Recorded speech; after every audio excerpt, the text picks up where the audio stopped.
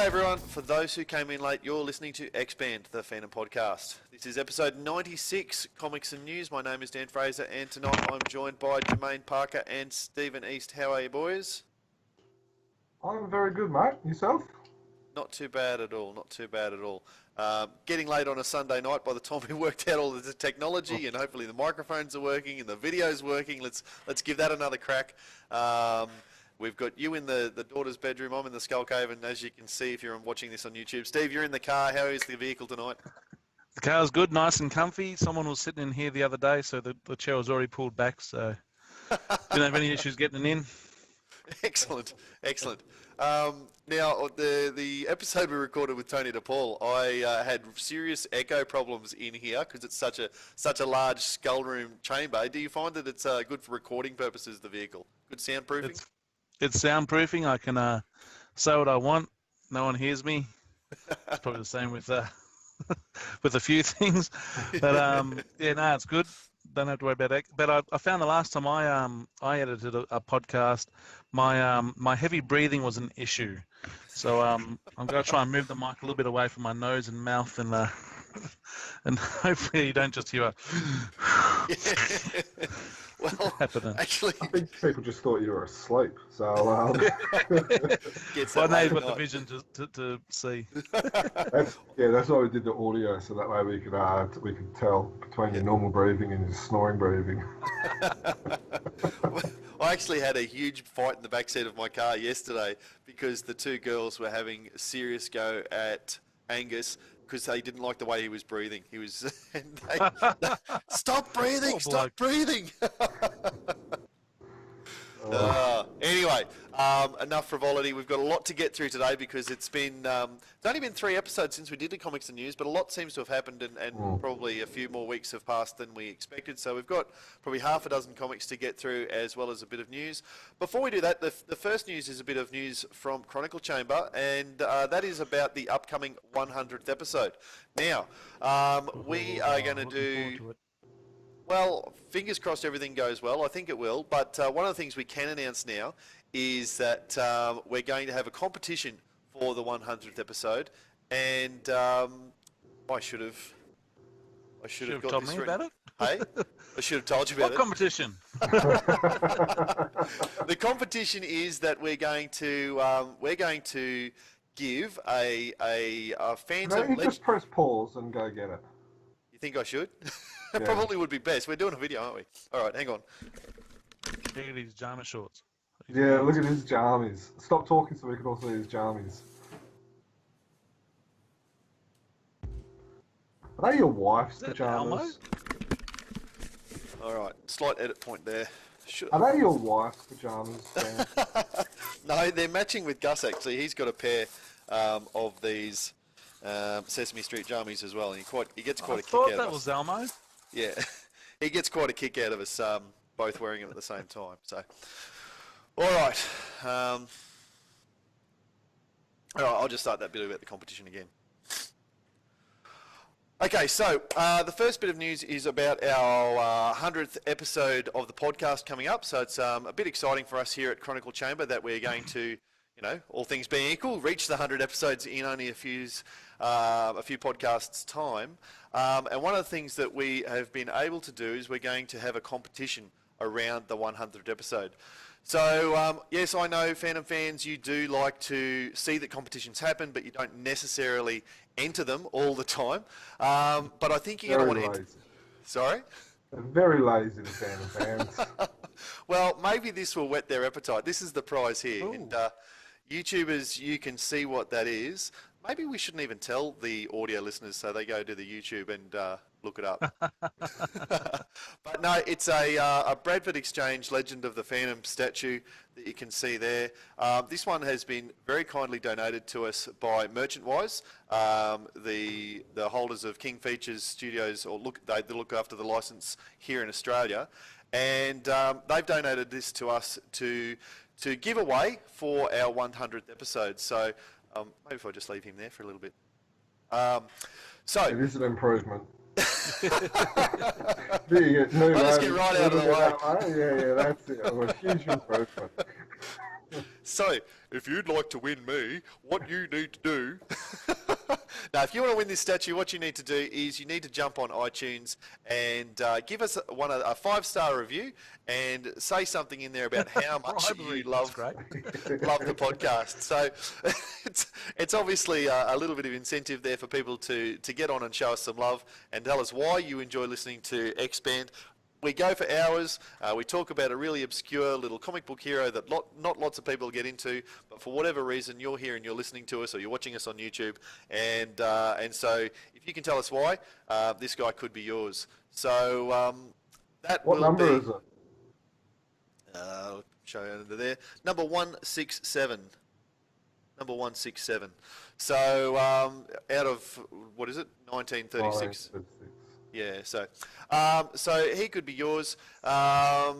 Just jump onto iTunes, give us that review, and the winner will be chosen by Steve, Jermaine, and myself. We have a look and see which of the reviews we enjoy the most, I suppose. So it will be at our discretion. We promise that no family members or relatives or close, well, maybe a close friend, who knows, not a close friend, will be able to take that one home. And I don't know. We haven't even discussed whether we're going to get the winner to pay for postage or we'll come. We'll pay for postage. We'll pay for postage.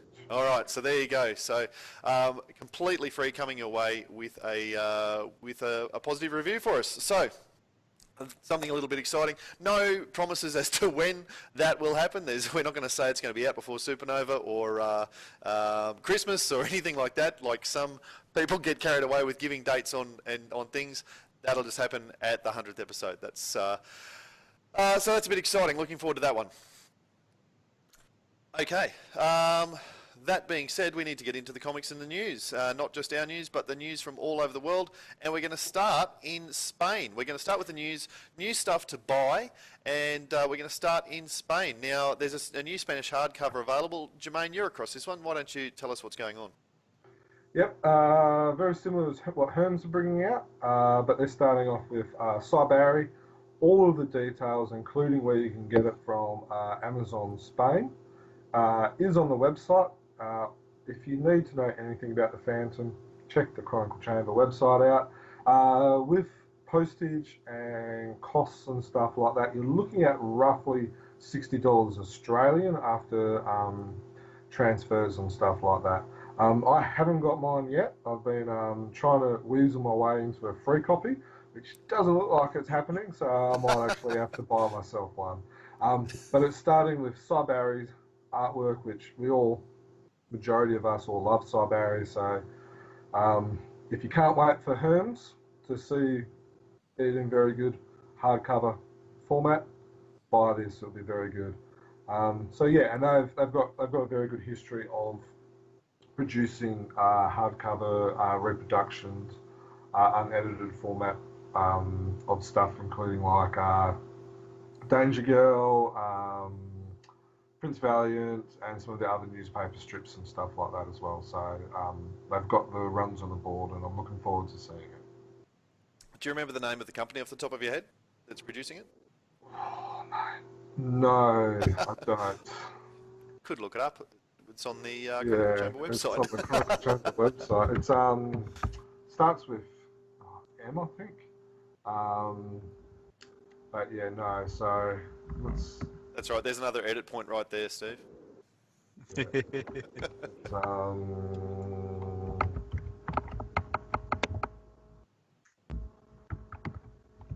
All right, while Jermaine looks that up, we're going to keep moving around the globe, and we're going to go from Spain now to Canada.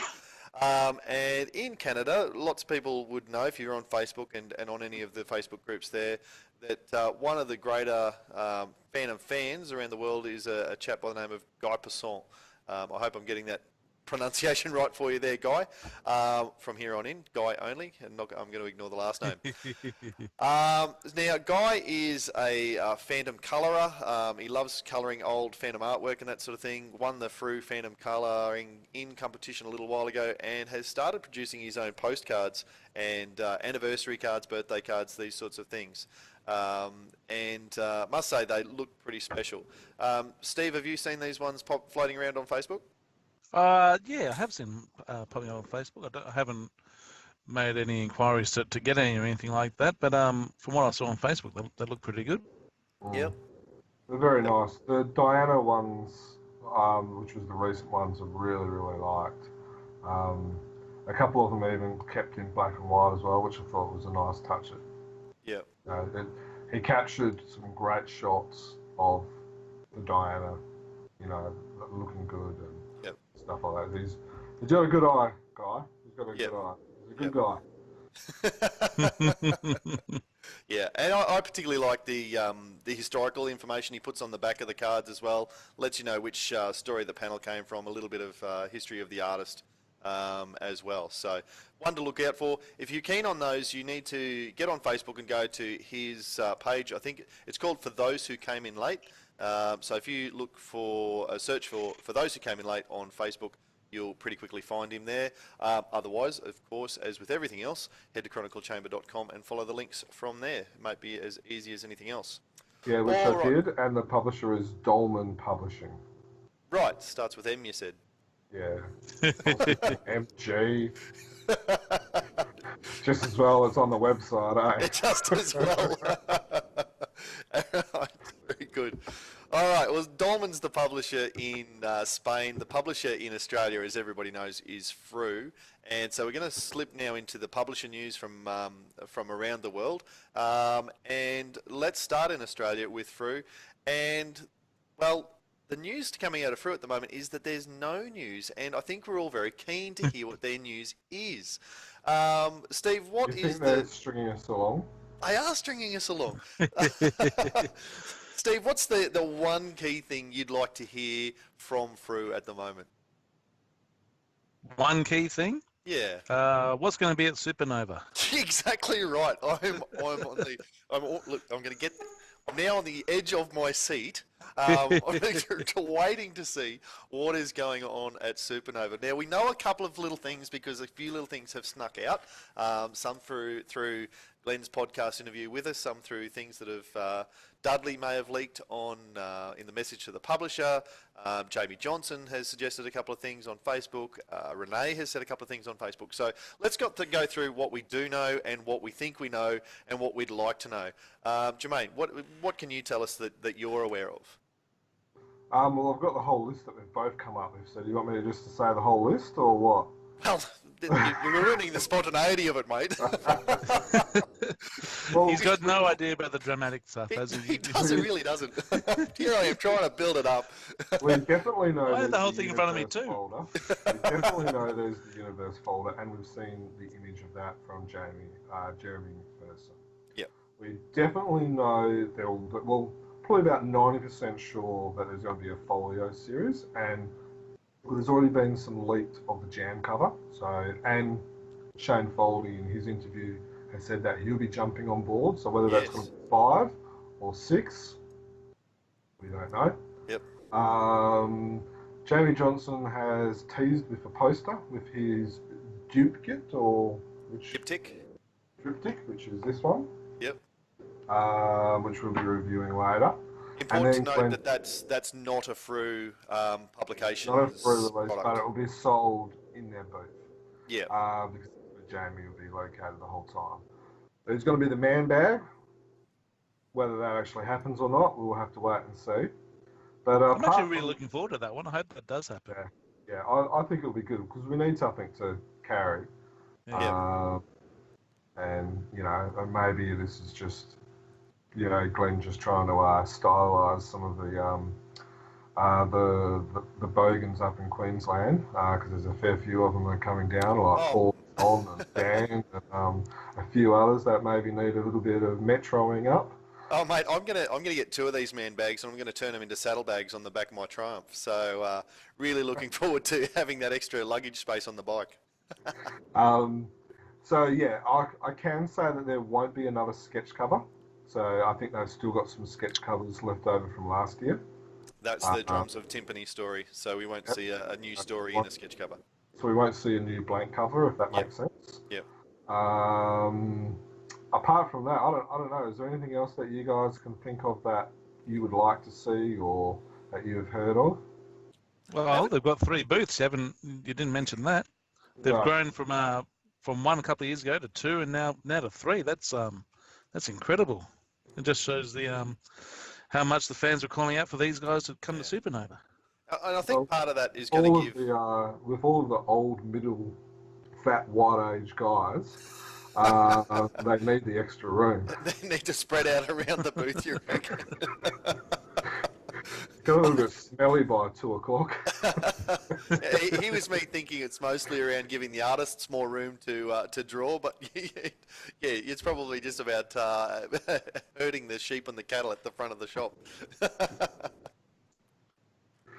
Okay, so that's what we know. It's 3 booths. Hopefully the extra booths means extra stuff for us to buy. There was actually one little tidbit that did squeeze out on Facebook was from somebody who probably knows more than we do, is closer to sources than we are, and I'm not going to name names, but it was suggested that if you wanted to buy one of everything that was going to be released by Frew at Supernova, you'd need somewhere between $700 and $1,000. So that's a thing to consider, especially if you're saving to get there. I'm not going to save that much. Knowing who that person is, he usually buys 2 or 3 of everything. I'm sure there'll be some new bookmarks as well. Oh, cool. So, yeah. Now, for Do you think about a new colouring book? I don't know. I think it probably depends on how much if the first one sold well or not. Yeah. My local comic shop is talking about. Well, I've still got my order in saying that I'd like, the comic book, the colouring book, even though I picked one up at up in Sydney when I was there, or last year, whenever it was. But that one's kind of like my used copy, and I want a fresh one. And they said, oh, that should be coming in soon. So whether that's the old, number one, or whether there's a new one coming out and that one's going to be doing, I don't know, just speculation. It'd be cool if the new one's coming out though. One thing that I really liked, you talk about having a used one and a fresh one, or one thing that I really liked my colouring in book for was to collect autographs and getting the artists to actually sign their pages. So the one that I got at the booth last year has got probably half a dozen signatures in it, and I'll probably take it down again in case there's any new artists there that I. Now, where did you get that? Where did you get that great idea from, Dan? Feel like that was my idea. I don't know. I don't know. Maybe it's a great idea, Dan. I think I might steal it from you. I had the idea, and a few other people jumped on it. Well, all I'm saying is it's a good idea, and we're going to share it. And if you've got a colouring everyone's going to do it. Well, why not, mate? Why not? It's fantastic to have. Yeah, no, definitely. I was just covering your page just the other day.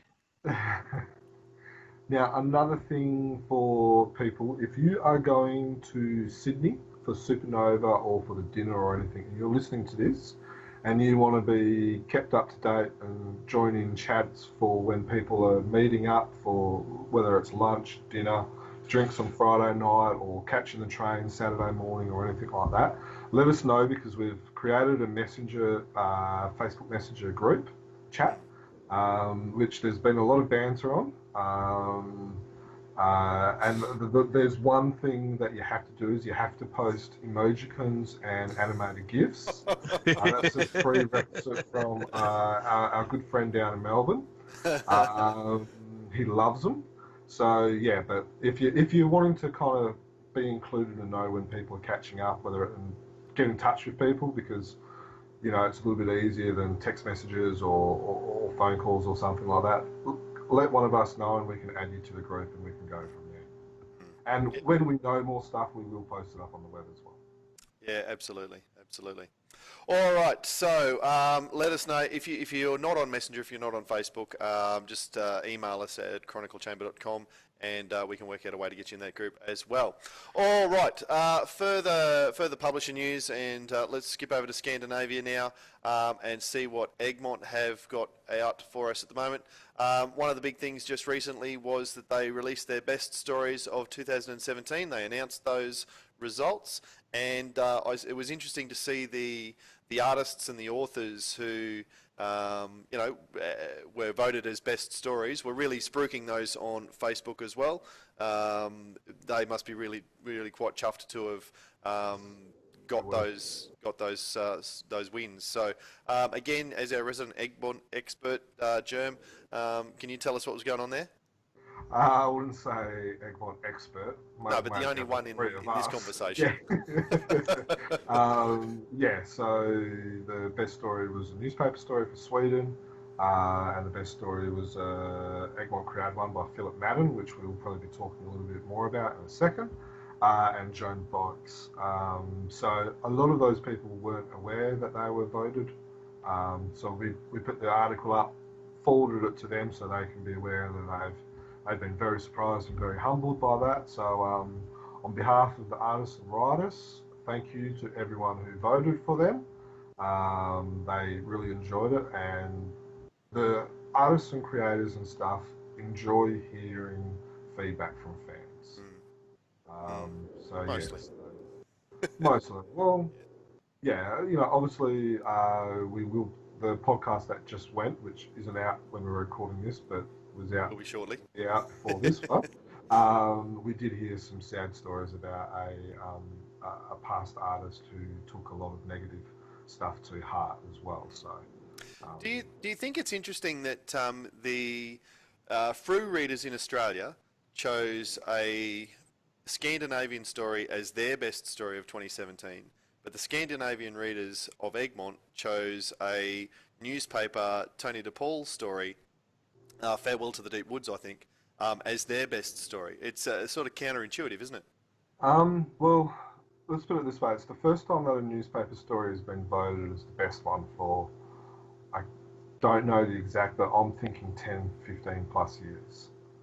So what's also interesting is that Egmont got a lot of negative press from people about, well, apparently got a lot of negative press about the story. So it was a bit of a polarizing one, but obviously more people liked it because it got voted as the best story. Now, for those who are wondering why Norway didn't vote it, it was released as in 2018 for Norway and not 2017 like Sweden. The other thing which I didn't touch in the article, which I probably should have, but I wonder how much the stories at the end of the year, I wonder how much that influences the best story, because that's the story that's fresh in people's minds. So that's something. But yeah, it's it is interesting to see a newspaper story because it hasn't happened for a long time.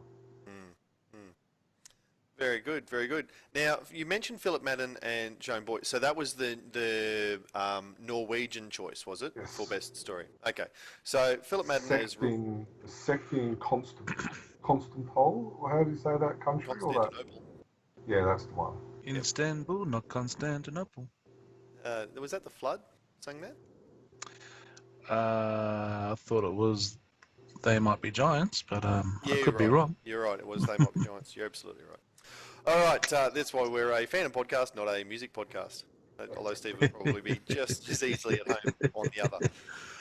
Anyway, Philip Madden wrote the Constantinople story. He's also written a story that has stirred a little bit of controversy online. I guess because it raises what's been a controversial topic around the world over the last few years, and that is the story officially titled The Golden Eagle, but quickly becoming known as the Rainbow Story, because of the image of the rainbow flag on the front cover.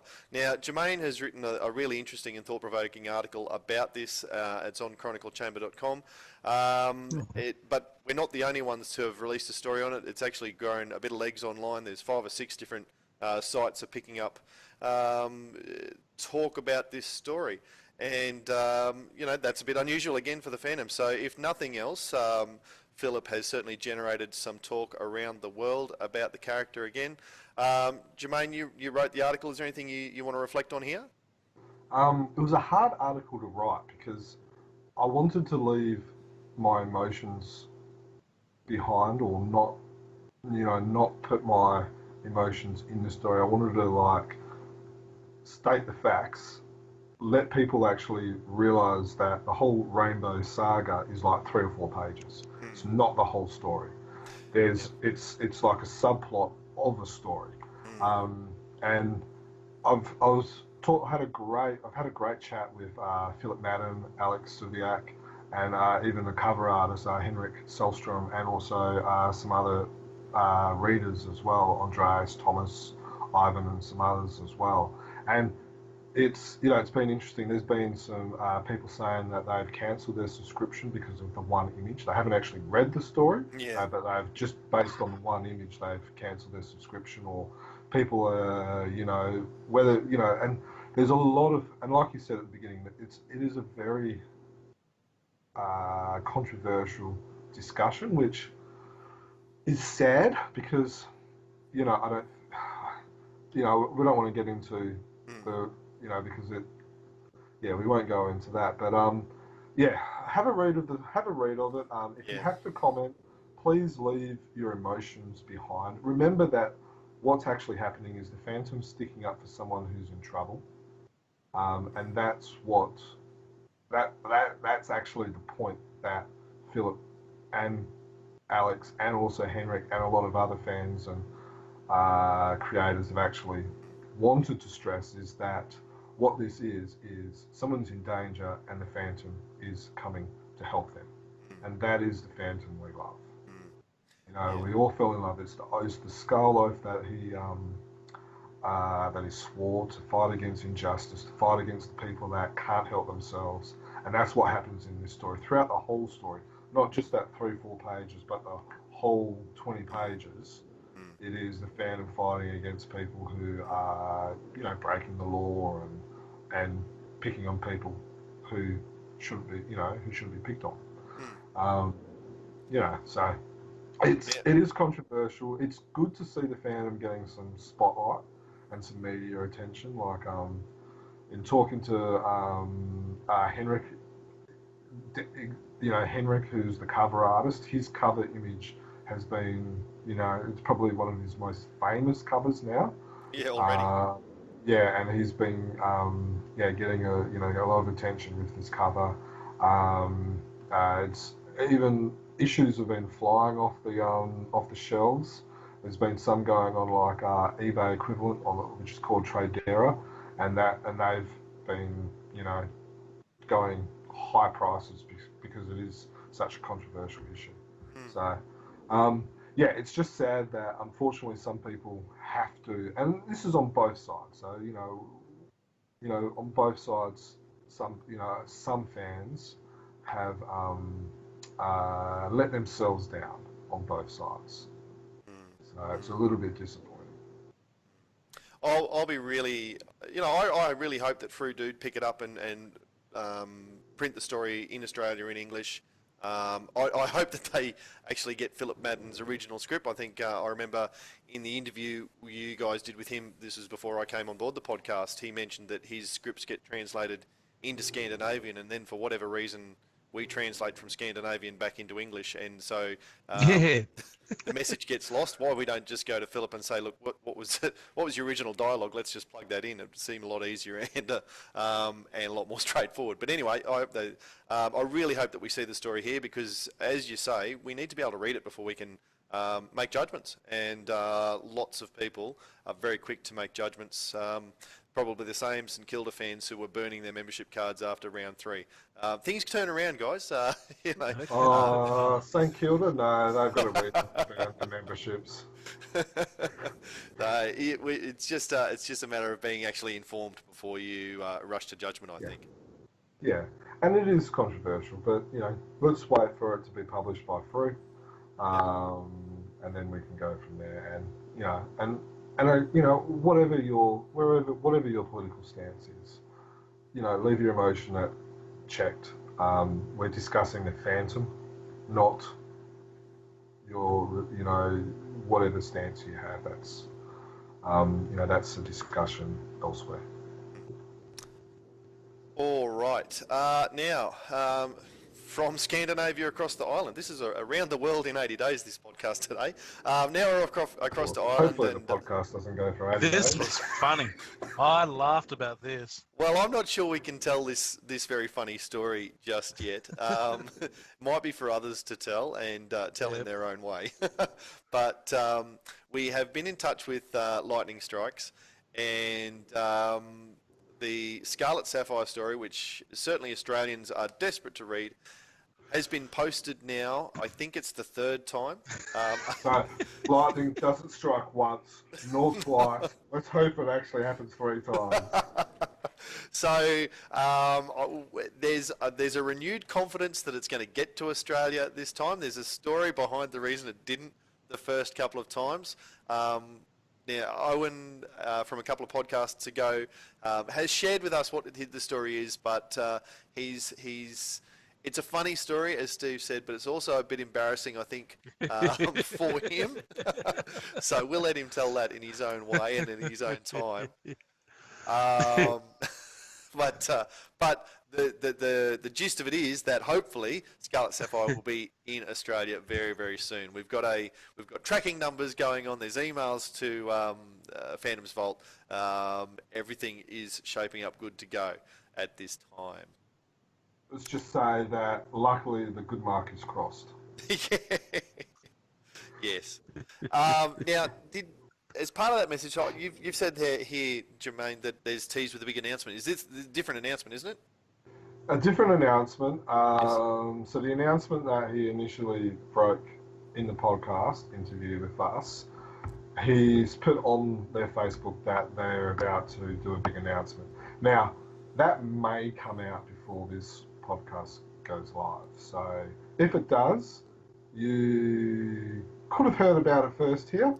Otherwise, but if Dan and Steve get their editing ears on, stay tuned. We'll do what we can. Check out the Lightning Strike comic book page, Facebook page now to see what the news is. It may be there. Or you can just follow us and then we'll post it when it comes out. We will absolutely do that for you. So, sorry, Steve, I've sort of skipped through those last couple of things. Anything that does for you? Well, I know nothing about anything at the moment. I've seen flashes of rainbows go across certain things, but I've been too busy to pay too much heed. I've realised something's going on there, and I hadn't even seen any of those comments. So I just haven't seen all that. So luckily, I got to miss that. But I was just reading the your little article there, Jermaine. I thought that was quite well written. We skipped over Hermes Press. I know they've got no news, but my big news about Hermes is my local comic shop has got one of their big hardcovers in there. I think it was a Sunday, or it could be a daily. I actually got no idea. I was too shocked to see that they actually had it in there. You probably weren't carrying your gold-plated platinum credit card to be able to afford to buy it either. Yeah, $110 it said. Really? And but the thing wasn't shrink wrapped or anything. I could flick through it. Oh, okay. Which I haven't seen that happen very often. Was it in colour or black and white? It was in colour, and It would have been Sunday then. And what got me, like you said before about Hermes doing a great job with these, and that Spanish one as well. When I flicked it open and looked at the colour, that didn't strike me as something I want to buy, to tell you the truth. The colours just weren't that striking. They seemed quite faded. And yeah, maybe it's because the prints or however that's how it would have looked like originally, though. That's the look. Yeah. So in my mind, you got to make a stance or a decision whether you want something completely unedited like that, or you want something a bit touched up that you actually enjoy reading. Like the Frew trade paperback. Yeah, which is absolutely fantastic with their colours, and yeah, they've got to change the size of the frames every now and then. I know some of the artists, or you read about some of the artists who get a little bit grumpy about that, like with stretching or shrinking or whatever. But, I get grumpy about that. And Phantom fans, I suppose. But I don't. I actually think it flows nicely, and yeah, well, I'm not you. I'm me. I'm a purist. I like to read things in a flowing manner, in an easy. I don't need to work to get my enjoyment from a comic. But anyway, what I was saying was that I didn't like the colours. I thought the colours were a bit faded, a bit awash, and if I want to read a Phantom in colour, I'll read what Frew's been doing, and which has been nice and dynamic and what have you. Fair enough. Fair enough. And bold. Speaking of Hermes, are you guys picking up the Avon novel reprints? When they come out again, I will be. Yeah, So- I've I got. haven't seen the latest one. So I've got a standing order at my local comic book shop, and so I already had 1, 2, 3, and 4. He proudly told me, okay, the latest one's come in. I've been in and I've bought that. It was only when I got it home I realised it was number 6. So is that something you notice as well, Jermaine, when you've been buying them, that you've got? I've only got 1 and 2 because I've been getting mine through Phantom's Vault and Right. Hermes. By the sounds of it, from what I can gather, they're not talking because they're no new comics. Oh, okay. Right. Okay. Well, I'd be interested to know from people who are listening if that's the case that you found that in your local shop, or you've been buying them. Have you been able to get 5, or has 6 just come out early, or what's going on there? So maybe comment on the post or whatever if you know anything about that. Anyway. As Steve said, there's nothing new to come out of Hermes, and now we've spent 10 minutes talking about him. So they've done well out of us there. Events around the world. Well, I've been looking for their new novels every time I'm in the shop, and I've only seen the first one in there. Oh, okay. But I'm down in Melbourne in a couple of weeks, so I'll have a look then. Have another look around then. Yeah. Okay. So, speaking of going to comic book shops and those sorts of things, Free Comic Book Day is coming up soon. Now, almost certainly, I can guarantee you that this podcast will be out after Free Comic Book Day has happened. But I hope Never then... know, might not have. Yeah, pretty confident. if we run true to form, look, fingers crossed it comes out before Free Comic Book Day, but don't hold your breath. Don't know. It won't. just quickly gloss over it, saying it's not going to happen. Yeah. So just to spite you. Hopefully You got to wait for Dan to edit his anyway. So yeah, yep, you do. No, look, 96 could come out before 95. We're not married to that. I suppose so. Herms just did it, so... Yeah, that's right. Free Comic Book Day, some of the stuff that's going on around the world. If you're in Sydney, then the Phantom Zone is obviously a fantastic little comic book store. Jamie Johnson is going to be in there. I'd imagine Glenn Ford will probably make an appearance as well, even though nothing's been announced there. But Jamie Johnson certainly is going to be spending the day in at the Phantom Zone. King's Comics in the CBD, Paul Mason and Andrew Constant are both going to be in there for the day. So if you're a Phantom fan in Sydney, then probably a couple of little stores for you to visit there. And if you're in Melbourne or broader Melbourne, Victoria, then hopefully you've been able to get into the Melbourne meetup at, and I'm going to say the Australian Comic Book Museum or the Australian Comic Museum, and Trevor Clark is getting it. Did I get that right, Trevor Clark? Have I said his name right? No, that's right, isn't it? Trevor. Just say Trevor. Yeah, Trevor. Is going to have a stall there with a bit of Phantom stuff, and planning to have a meet up there as well, which we have put on ChronicleChamber. So hopefully everyone has enjoyed those. So as you say, we'll gloss over that. A big thing that has happened in a Phantom event around the world was at the Big Apple Comic Con a couple of weeks ago, and the great man Cy Barry made an appearance, a very rare appearance these days. Doesn't come out and meet fans very often. Ticked over his 90th birthday, and so we can understand the reasons for him not getting out and about as much as he used to. But by all accounts, it was a fantastic day down at the Comic Con. Have you guys had a chance to read Duncan Munro, our new junior CC member, roving reporter, went over to New York for the Comic Con? Have you had a chance to read his account of the day and see the video that he acquired? Yeah, no, it was I good. read it. I haven't seen the video. Yeah, I'm sure Duncan was very disappointed that when you said, and there was like when you introduced and said there was the great man himself. Duncan would have been waiting for you to say his name. When you said Cy Barry, and he would have been very disappointed at that. I think Duncan knows he's like half a step behind Cy Barry in the Phantom Pantheon. Look, I really enjoyed watching Cy speak. So when you get a chance, Steve, make sure you go on and have a look at our YouTube channel, and we've put the video up there from Duncan of Cy speaking at the panel there with Joe Giella and Ramona. I'm sorry, Ramona. You're not going to hear this, but I've forgotten your last name. Uh, but we have edited that because we're a Phantom-friendly channel to just have the Cy Barry stuff. And look, we've had the pleasure, the three of us, of speaking to Cy Barry. Hopefully, lots of people who are listening to this enjoyed hearing our interview with Cy Barry. But to actually sit there and watch him speak, and some of the stories he told we heard on the interview, and some of them we didn't. But to actually, he doesn't look like a 90-year-old. I don't know what you thought, Jermaine, watching him speak. He seems sprightly and still young at heart. Yeah, very young at heart. I think, and we've talked to Dan, his son, as well. David. Whenever he talked, David, so whenever he talks to Phantom fans, whether it was us on the podcast or whatever, it energizes him. Yeah. And then and it's been the same as when we've talked to other people as well, especially in the US where Phantom's not as popular.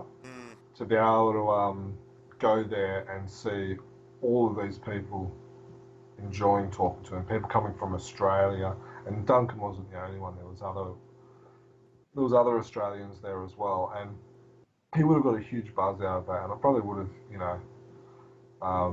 he would have loved it. And so it was good to see him out. It was good to see people maybe falling back in love with the Phantom over in the US as well. So Cy and David and everyone else who organised that. A good market to you guys, and hopefully we can see Cy again. Yeah, absolutely. He was on the panel with Ramona Framon, by the way. Thank you, fact checker, Steve. Well done, thank you. I just looked at ChronicleChamber.com for that information. Oh, that sounds like a good website. Saved us a few times tonight. Yeah, that's pretty good. For all your Phantom needs. Yeah, that's it. Well, I really enjoyed seeing the photos of Cy, and you've just sort of alluded to it there, Jim, of Cy with younger fans. Like, there's a couple there that I thought, geez, you're not much more than a teenager, or a couple of younger ladies and those sorts of things, who were posing there with Cy and picking up pages of his artwork and that sort of thing. And it felt like coming out and seeing the new generation. Yeah, definitely. So, Cy coming out like that and meeting the fans was fantastic. Duncan Munro going over there to see him was sensational. And the reason that he was over there, really, we didn't send him over. The Patreon money doesn't stretch that far, and if it did, I'd have gone. It wouldn't have sent some hack like yeah, that's it. like Duncan, crikey. That's right. No, Duncan went over of his own volition. That one. Duncan went over by himself to actually pick up a gift for Sammy J and to make a special video recording with Cy that they used at the Hero Complex finale. Now, again, you've got to jump on our YouTube channel and check this out, or have a look at the page that Duncan and Sammy provided quotes for us. That just looked like a wonderful way to finish the Hero Complex run. We've all seen the show, and I think that would have been just a wonderful way for fans who were there on that night to see the whole thing sort of come together. Yeah. I was talking to Alex or the game designers, Dale. Yep. I was talking to one of them. They both went to that night. Oh, did they? Yeah. I can't remember which one I was talking to, but they just said it was just such a fitting end, and that was the first time I think that they had actually seen the show. Yeah. And they just said it was, they loved the show, but then just that end and the whole surprise and the gifts and stuff like that. And so, I think you're right. It was a very fitting finale. But I think there might be one more, how can we say it? One more side story or one more finale before it's all closed. Yeah, I reckon there's one more thing. Well, you just have to wait. Yeah. Fingers crossed. Fingers crossed. That'd be good. Now, Steve, you're in Ballarat. You're not far from Melbourne where the finale was. Why did you not move heaven and earth to get there? It was sold out by the time I went to go get tickets. Why didn't you contact Sammy J and ask for a freebie? Oh, I don't want to use my Your my position, yeah, to jump the queue. I'm not much of a queue. I'm not used to doing that. I'm used to always being on the back and letting people go before me. But I really should have. I love how you think we've got any sort of position. well, maybe not used to, but I got a free ticket, so. Well, we I didn't. didn't want to do Sammy out of, however much a ticket costs. It's his livelihood that. We don't You all can't be have, giving free tickets out willy-nilly. we don't all have Grand Skull Caves for him to come and visit and spend 4 hours drooling over either, Germ. Yeah. That's it. All right. Right, So, this has gone long. sorry, Gone along. Maybe we should get into the comics, eh? you don't want to talk about your Lost TV series? No. People, there's a lot of. All right, so there's been some good. No. All right. No. Yeah, here we go. There's been a couple of Buckle good in. articles written by myself about some cool collectibles and a Lost TV series. Do yourself a favour, go onto the website and read it. Did you guys enjoy reading about the new collectibles and the Lost collectibles and the Lost TV series? Yeah, absolutely. It's always interesting to find out a bit of stuff about, and both occasions I think were like early 80s type fandom history. That's a bit before we were certainly aware of the world at our age. So it was really fantastic to see what was out there that we didn't quite get in Australia and what was out there that didn't quite happen for the world, which was a shame. But really fascinating to see. Yeah, so you can read it all on the web. Do yourself a favour and learn a bit of fandom history. All right, so there's a little bit of sugar for you there for people to go and check out ChronicleChamber.com if you haven't seen those already. So the podcast. Now, before we go on to the comics, Yeah. now when Frew gave us the money, it was supposed to be a sticker across the forehead, not a little pin. Oh no, They that's paid us for real estate. They No. paid us for real estate on the well, foreheads. they need to pay more. Or, actually pay. Yeah, that's exactly right. No, well, Don't be starting rumours, mate. I could glue this to my forehead or something like that. All right, so we are going to move into the comics section of the Comics and News podcast, and that is all about Frew, of course, because they're the only ones really that have been releasing comics in English for us to read at the moment. So we'll start, we're looking at 1806 to begin with. So 1806, Garand's Secret, with the front cover by Johnny Nordland there. And there's a really fascinating where'd it go? story about Johnny Nordland and his history as a Frew cover artist, which again, Andreas was nice enough to send us a large piece of copy, which we put up on the website, and which is the extended version of what Dudley has used as the message from the publisher in this episode. Garand's Secret. Who'd like to open the batting on this one? I'm going to say Jermaine because I've left my copy back on my desk, and so I need you to start talking about it so I can remind myself about it. You've checked the glove, This was the checked the glove box, center console there. It's not up on the dash. I dropped it on my way out and I forgot to pick it back up. That's what's happened. I really enjoyed this story. To be honest, I've really enjoyed probably the 6 comics that we're reviewing tonight. Is probably some of the best bundle of comics we've done on the Comics and News for a while, and it's probably got a little bit to do with the fact there's no replica edition in it. So, yeah, so you and I disagree on the bundle, but that's all right. We'll talk about that at the end, perhaps. but no, this story was fascinating. It's fascinating to get a bit of information about Garand, beyond what we already know. We've seen the skull, the scar on his head. We've seen that in quite a few issues. So this explains that. I think it was I can't say I've ever noticed it before. No, there was a comic. You rarely see him without his hat. There was a comic I read just recently. It was a bit of dunny reading. I can't remember which one it was. It was either the Horn of Roland, I think it might have been, where he had his hat off and there was a scar on it as well. And I'm like, hey, that scar's because of Garand's Secret. And stuff like that. So I enjoy.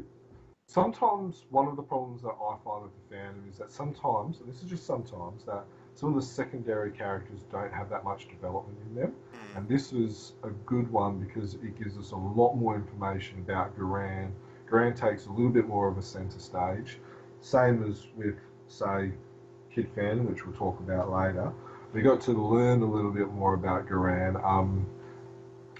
So I enjoyed it. The art was big, bold, and stuff like that. So yeah. I really like Oscar Erlep's artwork, and this is a 1985 story. It's a pity that we've had to wait so long. I think the Phantom Cowboy is the annual that we saw this year. It's probably the first time I knew for a fact or was aware of him as an artist, and I said at the time. Most of his Frew stuff was released in the 80s as well. So Right. yeah. And I've certainly been paying a lot more attention to who the artist was and that sort of thing, probably since I've been part of the website and the podcast crew. So I may well have seen his artwork before, but just not paid as much attention to who it was. And I think I said when we reviewed the annual, the Cowboy series, Wild West, that it got a bit samey and I didn't enjoy it as much. Having had the break and then seeing some jungle stuff, not just Wild West, I really like his artwork. It's quite appealing to me. Mm. And the plot of the story, the whole Cain and Abel, it's been done to death, but it's In Phantom stories as well, yeah. Yeah, I enjoyed it. It was a good, fun read. It was good for us to actually finally get it after what would you say, 85? So that's 33 years. 32. Yeah, 33. so so it's good to see. It's good to see Frew bringing out some of these good golden oldies. Yeah, didn't set my world on fire. So yeah, okay. And then at the end, when it's just like, no, that didn't happen. It was, nah. See, I okay, actually but- like that bit. I like the bit that's like, did it really happen, or is it just like been Well, romanced a little bit to make it a better story, or has Garan just kind of blocked it out because it was his love. It was and it was also his brother. It would have been a fairly traumatic time. So I kind of like that little bit of a twist. Oh yeah, that's right. I remember the story. now It was we just know. the ending that made me go meh. Yeah, I understand what you're saying there because we're both English teachers. You would have marked short stories at the end where the kids have written, and then it was all a dream. You're like, oh, that's the worst possible conclusion to a story. That's just such a cop out. Now, this isn't that type of a cop out, but I understand where you're coming from because it is a bit, oh no, that never happened. But we have got concrete proof that this did happen and that Garan did have a twin brother, Zoran, despite his protests at the end. You know what that proof is? The universe card. The universe card. It says says on here definitively that he has a twin brother called Zoran. And actually, my son, when he got the universe card, said, "Oh, I didn't know that Garan had a twin brother and that his dad was Turan and his twin brother was Zuran." So Glenn said, "I probably shouldn't take this stuff too seriously, but it's in the universe card, so that is definitive." Who wrote it? Who wrote the story? No, the universe card. Don't. I think Andrew Constant's credited with writing the universe cards for Kid Fandom, isn't he? Oh. It says on the back of the universe card folder who the writers for all of those are. Now, this may well have. I can't imagine that Andrew probably does write these. Although they maybe use a clue in this caption here, down here, because it says memories of learning jungle lore with his constant companion. There might be something in that. Yeah, maybe. All right, let's move on. Yeah. This is going places it was never meant to go. All right. So, Garan's Secret, we generally enjoyed that, but maybe a little bit on the fence. Now, 1807, 1808. Didn't like the cover either. Sorry? I didn't like the cover. Oh, you didn't like the cover for Garan's Secret? Show it up again, Dan. Yep, I know. Cover your face. Yep, that's better. Yep. What didn't you like about it? I just didn't think it looked like a cover. Fair enough. It is the faces of the pygmy are probably a little bit cartoony. Yeah, that's probably what it was. Was one thing that I sort of noticed. Anyway, It didn't set my world on fire. fair enough. Well, if you didn't like that cover, then I'm pretty confident you would have liked the cover of the next two. And we're going to review these together Yeah, I like this one. because, well, for all of the reasons. Now, we would have to be too tricky on this YouTube channel to try and hold up, because we're working on 3 panels that I can see and the guys can't see, to try and get the diptych cover coming across. But Jamie Johnson's cover on this one, the diptych, surely you're enjoying this one a little bit better, Steve? Oh, yes. Oh, yes. This is fantastic. Great cover, eye-catching, great dynamic, great use of light. And we've seen the progress of it pretty much from conception to print. But it's always good to hold the hard copy in your hot little hand. Yeah, I certainly. Now, which cover did you prefer, the triptych one or the diptych one? Do you like both? Oh, you can. I prefer the triptych one. I prefer the empty or the 22nd Phantom Saga.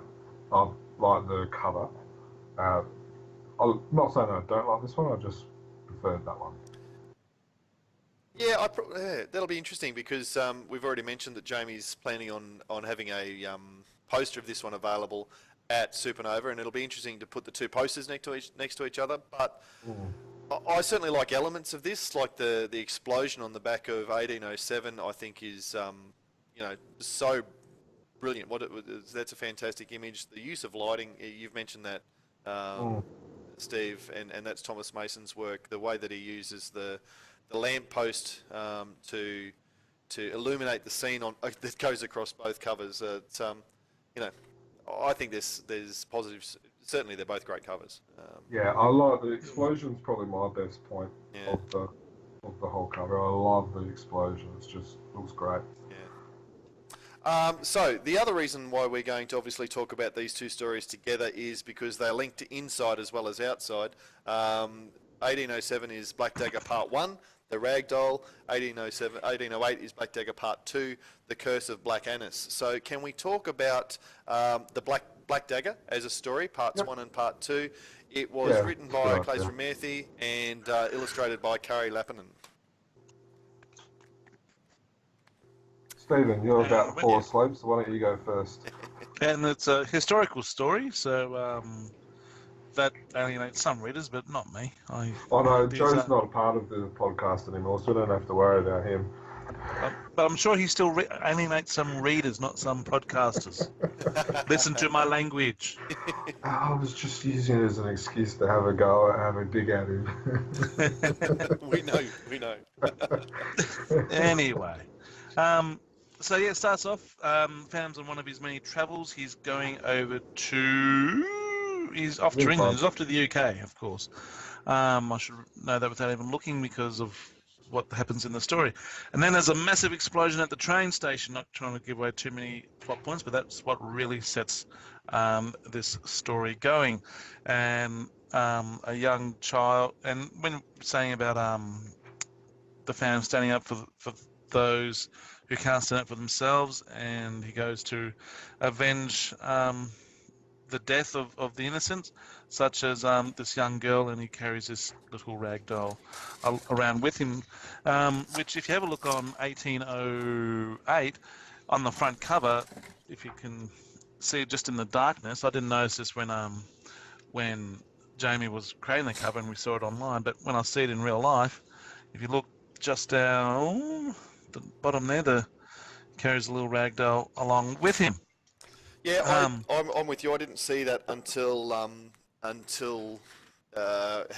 the hardcover of the comic, and it's almost a bit creepy. The little doll down there, isn't it? It is, isn't it? Yeah. Little Chucky.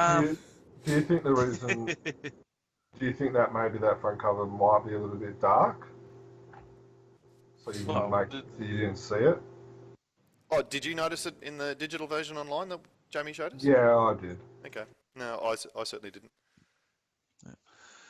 Anyway, I think the story it kicks along nicely from the explosion up through to the conclusion. You know, the bad guys are bad. They've got, and what I like about a bad guy, is that they have a reason for what they're doing. No matter how you might think it's weird or whatever, but they're clear on what they want to do, and these guys seem pretty clear on what they want to do and why they want to do it.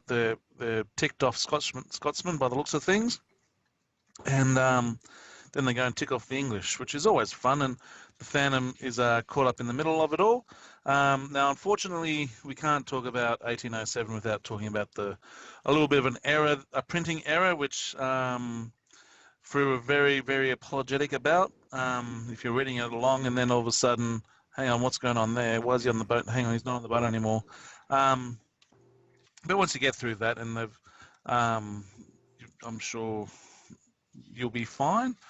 Well, I was lucky enough that I saw, and I do hate spoilers online, but just about the first person who read the comic jumped on Facebook and reported the missing pages, etc. And so I just didn't read. I didn't even pick up 1807 until 1808 arrived, and then was able to read them together, and it didn't prove to be a huge problem. No. You just read it tonight. Yeah. So the fact remains, I have read them together. Yeah. Anyway, so 1807 really is bookend by explosions. One at a train station and one on a river. I'm guessing it's the Thames, but I'm just taking a guess there. Not really looking. And yeah, so would you like to take over from that and go? Well, we're doing this all at once. Or? Did you like the story? Did you like the art? Yeah, I enjoyed the story. Absolutely, I enjoyed the way it was written. I enjoyed the artwork. I think it was a cracker, and I'm just trying. Yeah, so 1807, I really enjoyed it. 1808. I remember reading this, and I was tired when I was reading it. I was reading it late at night, so I had to reread the end again because things got a little bit confusing. And that does tend to happen with Ramirez's political, historical thrillers. Those stories, they do get very dense at times, and you've got to try and follow who's what and try and pick up a bit of the history of, the Scottish who's crossing who. And that sort of thing. And I thought this was better than some of the other ones that he's done in that regard, because it was pretty easy to keep track of that. But it's interesting. We've already talked a little bit about the fandom in political stories and this sort of thing tonight, and this is very much, in that vein of, not taking sides, because the fandom's very much, about avenging the mother and daughter who were killed in that explosion at the very beginning. But it doesn't care about the stolen jewelry. It's more about the person who killed via the bomb, who's in charge of it. That's who he wants to seek justice. So it's a very good point that you make. And that's really, and especially there at the end where he ignores the pomp and ceremony. Yes. Instead of going to the VIP, he goes to the grave of those. Yeah. So he's keen to make sure the crown jewels are returned, but doesn't need to go and see the Queen about it. Instead, he's done his job there, and probably doesn't like cucumber sandwiches. Yes, indeed. So interesting. What about you, Jerm? You're a Ramirez Lappinen fan. You must have enjoyed this one. You make a good point before about the whole historical and how there's. I think one of the things that it does make it harder is when you've got less pages to give phantom readers a background of the story as well. But I agree with you that he did do a good job with this.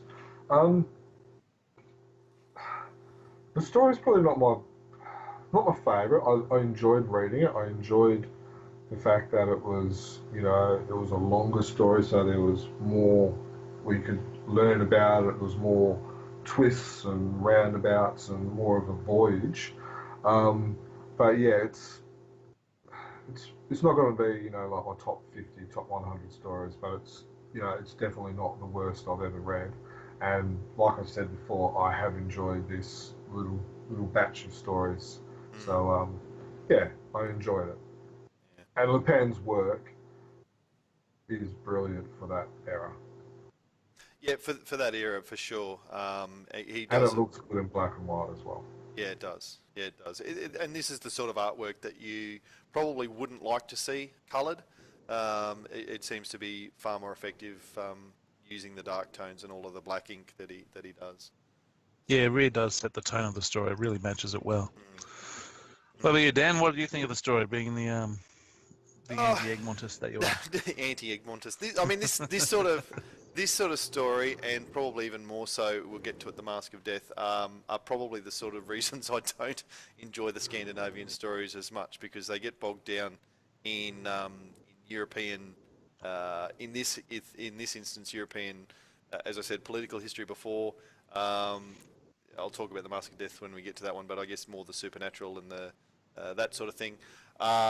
So, look, I really enjoyed the artwork in this. I genuinely enjoyed reading the story, but one of the things that really gets me about these sorts of stories is it's a very vengeful Phantom, and that's fine. That is who the Phantom is at times.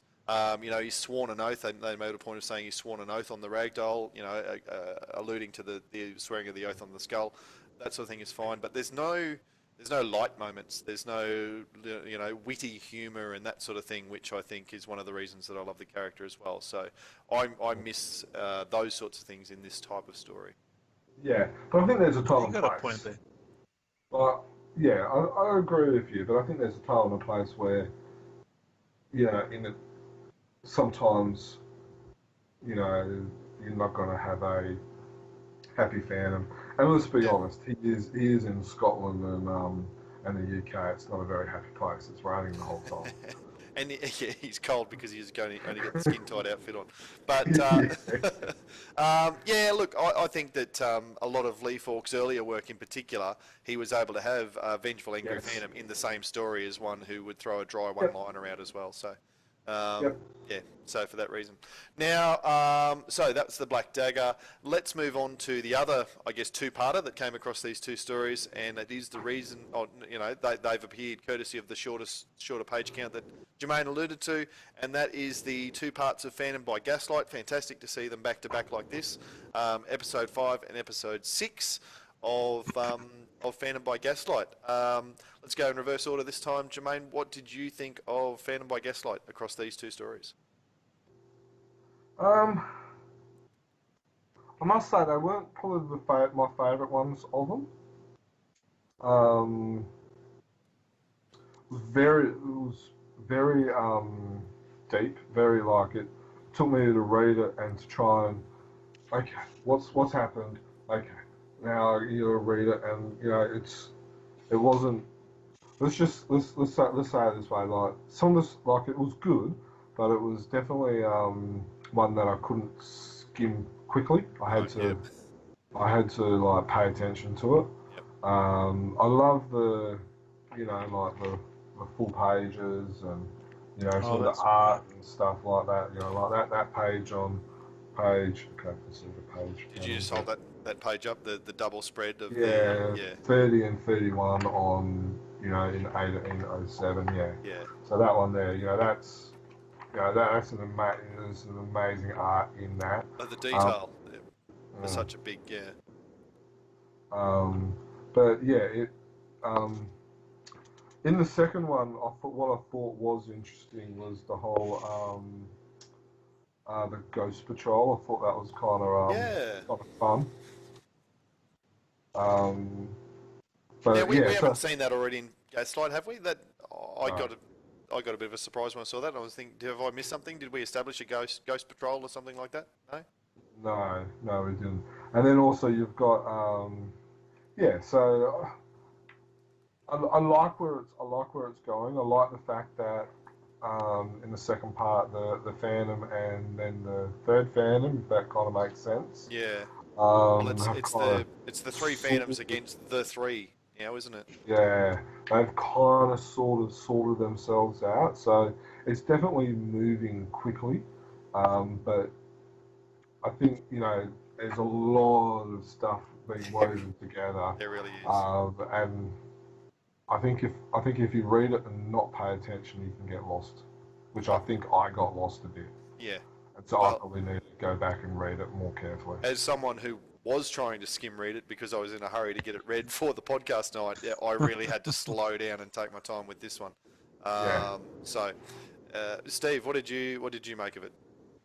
I liked we call it episode 5, the first one. Yeah. And mainly because it gave us some background to these bad guys. It fleshed Yeah. them out a Yeah. bit more. Well, that was what I was going to which say. Actually, it was the exposition of these two. Like they almost got 2 pages each. You know, Spring-Heeled Jack, and then Captain Starlight, and what was the other one? The girl. The woman must be obeyed. She Aisha? must be obeyed. Aisha. Yeah. Was it Aisha or? Yeah, Aisha. So yeah, so much backstory of each of them, like you say. Yeah, and also the little editorial points about, well, we'll say real life, but you know where they've come up in literary history, Yes. as it were. I thought they were nice touches, Yeah, and so yeah, that's I really good. like the that whole story, like that whole background and what's going on and how they got to where they are, and then that double page spread is just fantastic. And then I'm there looking at, I'm trying to figure out who all these guys are. So we've got we've got the Phantom of the Opera up there. So we've got Dracula. There's the whole, you know, I'm assuming that, we've got the Elephant Man who gets unmasked, but there's Bride of Frankenstein. There was just so many characters in there. Most of whom I don't know, to be honest. Yeah. Now, have you guys? I was hoping seen they was this going to panel release here? some sort of, like you On the got to hold bottom it closer, page 27 of that issue. of that issue. Just have a read of that. Yeah, the Wasaka connection. Yeah. Yeah, I thought that was interesting. They're bringing in that connection between, and this is the Aisha page. Yep. How she's already battling against the Phantom and the Wasaka tribe. It seems like generations ago. Mm. Now, there was a great Moonstone story that dealt with the whole Wasaka and how they had the whole lineage to fight against the Phantom as well. So, that, I kind of read that and I thought, ooh, I like the sound of that. So. Anyway, what I'd like to see with this big, you just I was zeroing on roll and you've just overgone me. Anyway, what I'd like to see with this big 2-page spread, well, one be awesome in colour, but 2 to see, we're not quite sure who everybody is, so do kind of like what they did on Sergeant Pepper's Lonely Hearts Club Band and have an outline of each person, or have a number beside them next to a key, like not on this, of course, but have a little mini picture with a miniature version of the picture with a little key to say who's who. That would be quite good. Otherwise, it's just up to us trying to guess who everyone is, which is quite fun. And I was but I was, you could do it at the top, like there's space. Oh no, there. I wouldn't put it on the page at all. That would have ruined it. I'd put it on another page or even on the next issue or something like that. How'd you go? Have a guess. I agree. I enjoyed the little step outside. You're breaking the fourth wall a little bit to say here's where the literary references come from. But I think that would have been a step too far to have it on this page. I agree with you. Yeah. In a follow-up next time, there's a Phantom by Gaslight, perhaps. Or maybe they could release this page on like Facebook and then actually write like who the characters are and stuff like that as well. Have a competition, see how many you can name. Yeah, there's that one. Now into the second part, I didn't like this one as much. Mainly for, a couple of reasons. One, there was something about the Ghost Patrol, and we think, who the hell are the Ghost Patrol? Yeah. Where'd they come from? So, okay, we're just going to accept that there's a Ghost Patrol. Yes, why not? And yeah, okay. And it looks like the Ghost Patrol are killing bad guys, and that's a thing I have issue with, because Fan, doesn't kill, but I know sometimes he does, but on the whole, nowadays, that doesn't happen. Where does he kill? No, he Not doesn't. Ghost The Ghost Patrol. Where does the Ghost Patrol kill? Who? I got no who, but No, they're but coming where? in just shooting. What page? Oh, page 26 is just coming guns blazing. Pow, pow, pow. So Bang, you bang. see him shooting. People laying down. You don't actually see him killing anyone. There's a lot of Well, dead the bodies bottom at of the page bottom. 26, there's some dead bodies down there. Unless they've all just fainted. But Yeah, no, Okay. So, there's certainly killing happening there. yeah. So I had a bit of issue with that, but pretty cool shields, I suppose. Another marketing thing for us to get. so instead there's- of the Papua New Guinea shields, we're going to have Ghost Patrol shields that Frew are going to release. That. yeah, it's a bit weird. The Phantom actually having it, like Julie there, she's got a shield on the next page, which helps her, but the Phantom doesn't need a shield. The Phantom's a Phantom. Well, you could say that she's not really the Phantom then, couldn't you? Isn't that a part of the argument that's going on in the comic? Oh, they're arguing about themselves. But apart from that little bit, I think the rest of it went all right. Once I caught up, because like I said, reading this at night time, I had to reread it again. Was it Dr. Moreau? He gets another. He's in there, and haven't seen him tangle with the Phantom since Legendary, since the Steampunk adventure. Headless Horseman, he was all right, but yeah, I thought it was good. It kicked along, but I definitely preferred the first part than the second. Mainly because I can remember that one more clearly, I suppose. But it's left on another interesting cliffhanger. Or yeah, I'm loving these. Like, well, when the first one was a 2-page spread, this one's a 1-page shot with Spring Hill Jack. Like Spring Hill Jack seems like he's going to be a fairly main character. Don't know if you can see that very well. He seems to be popping up everywhere, and yeah, I'm looking forward to see what happens next. But yeah, having said that, I preferred the first one more than the second one.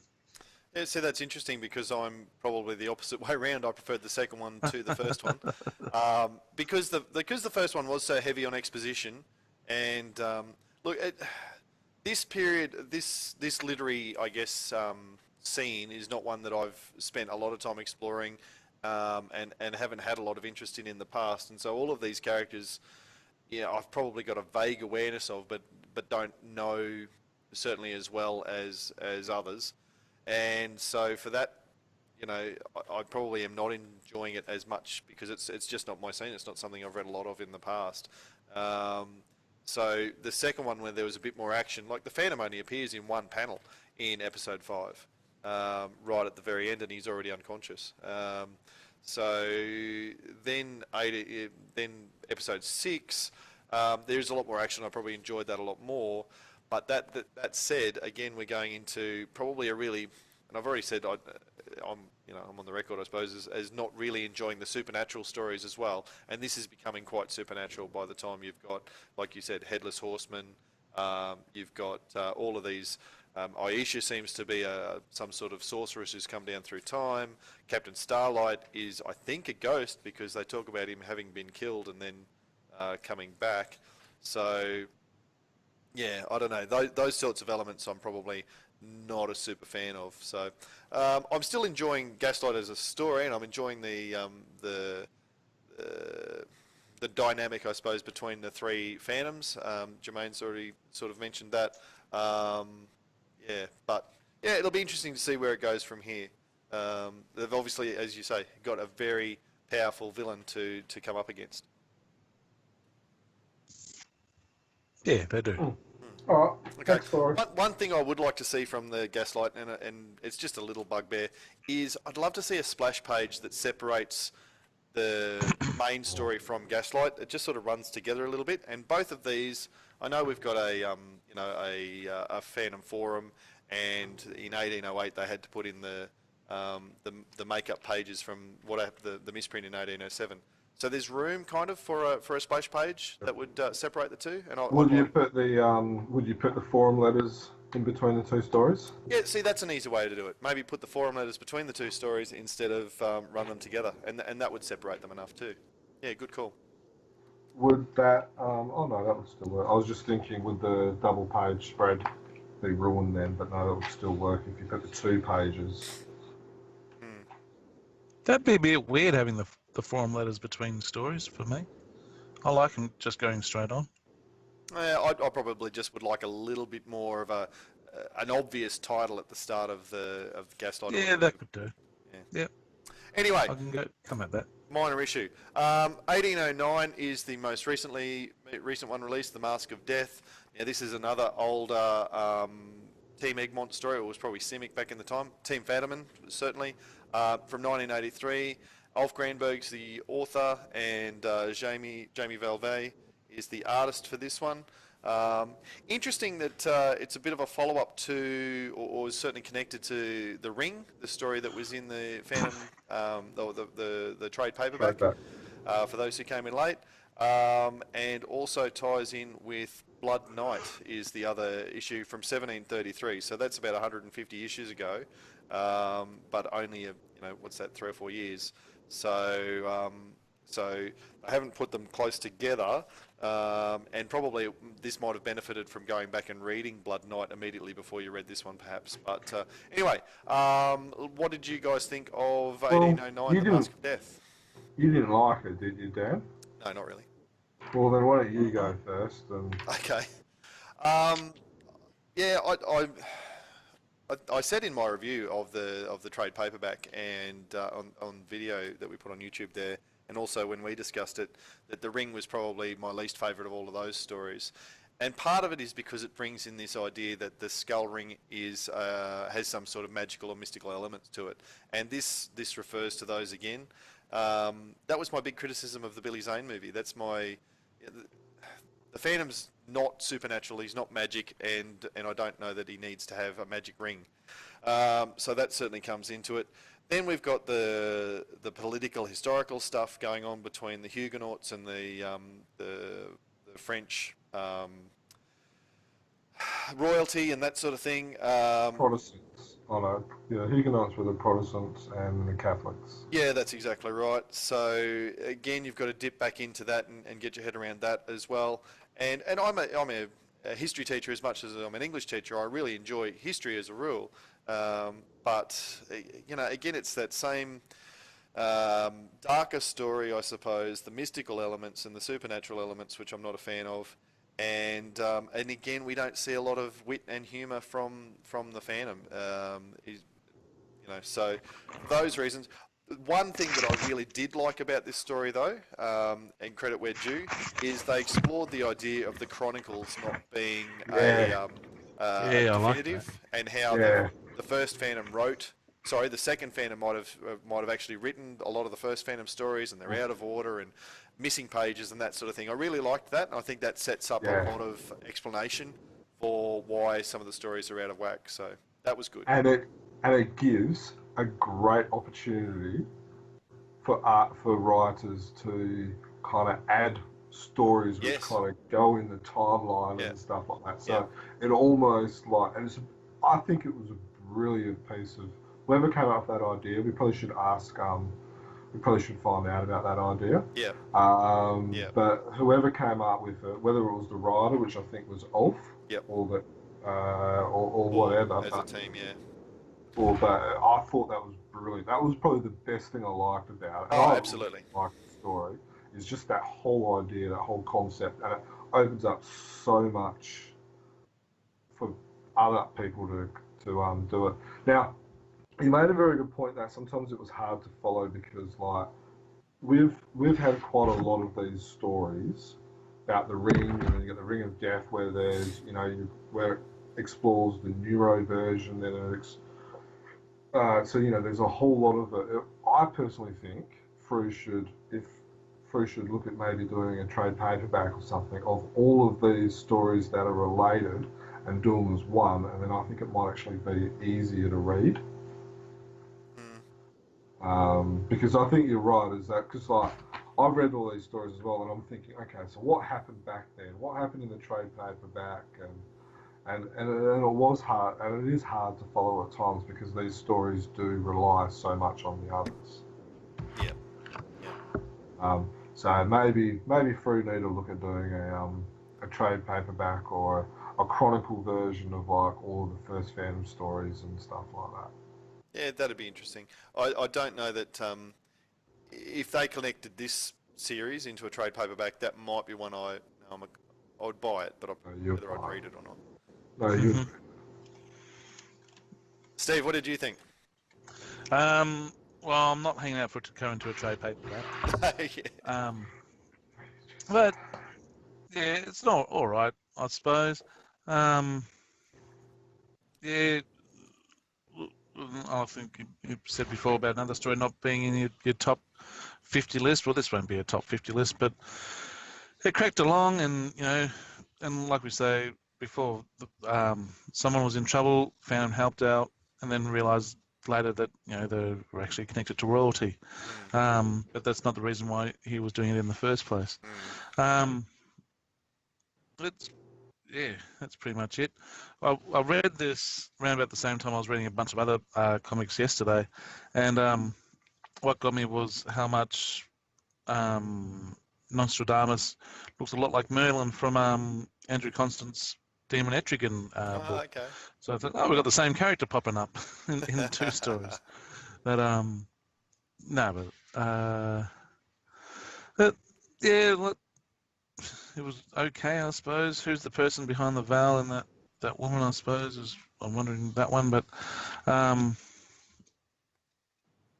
an interesting twist about the boy girl boy, but it was a story. I enjoyed it, but I won't be going back to it anytime soon. So, a couple of interesting points before we move on. Page 10, where Nostradamus says, I see a name, the Phantom. In Egmont lore, he's called the Avenger, and then he becomes the Phantom when, I don't know if you remember, but when he tries to clear his cousin's name, who looked like him, and the bad guy was like, "Who are you? You I've already killed you. You're a phantom," or something like that. So there's that, and then it also talks about I see 20 graves in the 20th century. Yeah. So I thought that was rather interesting. And then on page 21, that whole page sequence of fighting in the night with the zip tone of the overlay, I thought that was quite well done, because it kind of gives you the idea that he's fighting in the dark. Oh, that was good. I did like that. Yeah.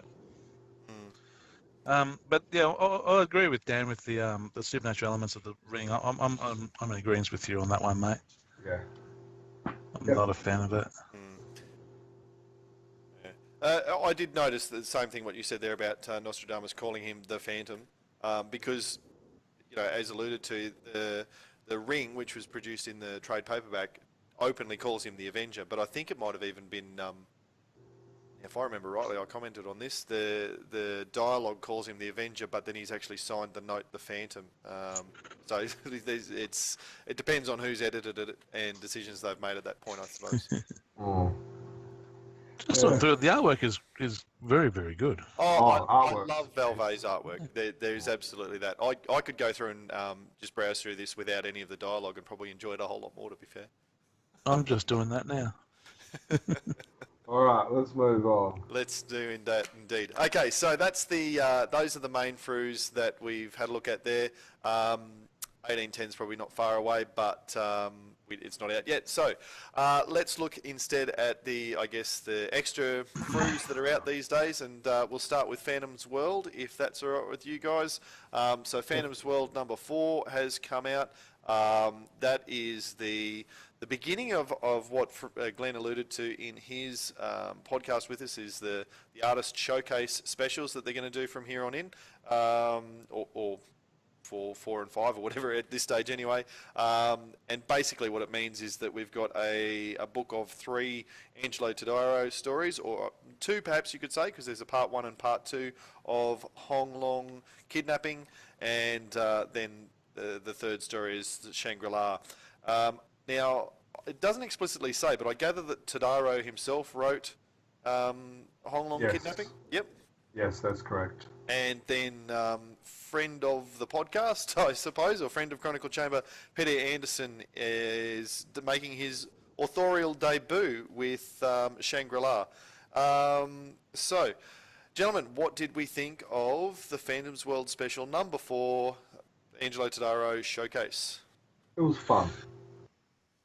It was a lot better than what I thought it was going to be. It was fun.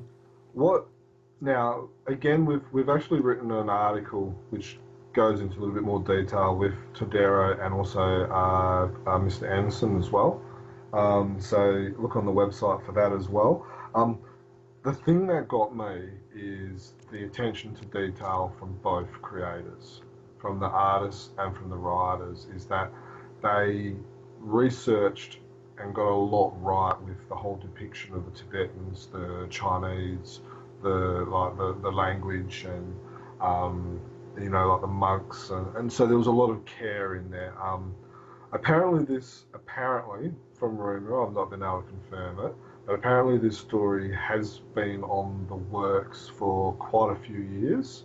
Yeah, I wondered about that because it doesn't actually say a date in there anywhere. We know that Shangri-La is only brand new, but it doesn't actually say anywhere how long Todaro's had this other one in the back pocket. Well, a few fans have seen some of the artwork in here on his website dating back, 2, 3, 4, 5 years. Yeah, right. So it's been something that he's been sitting on for a while. Yep.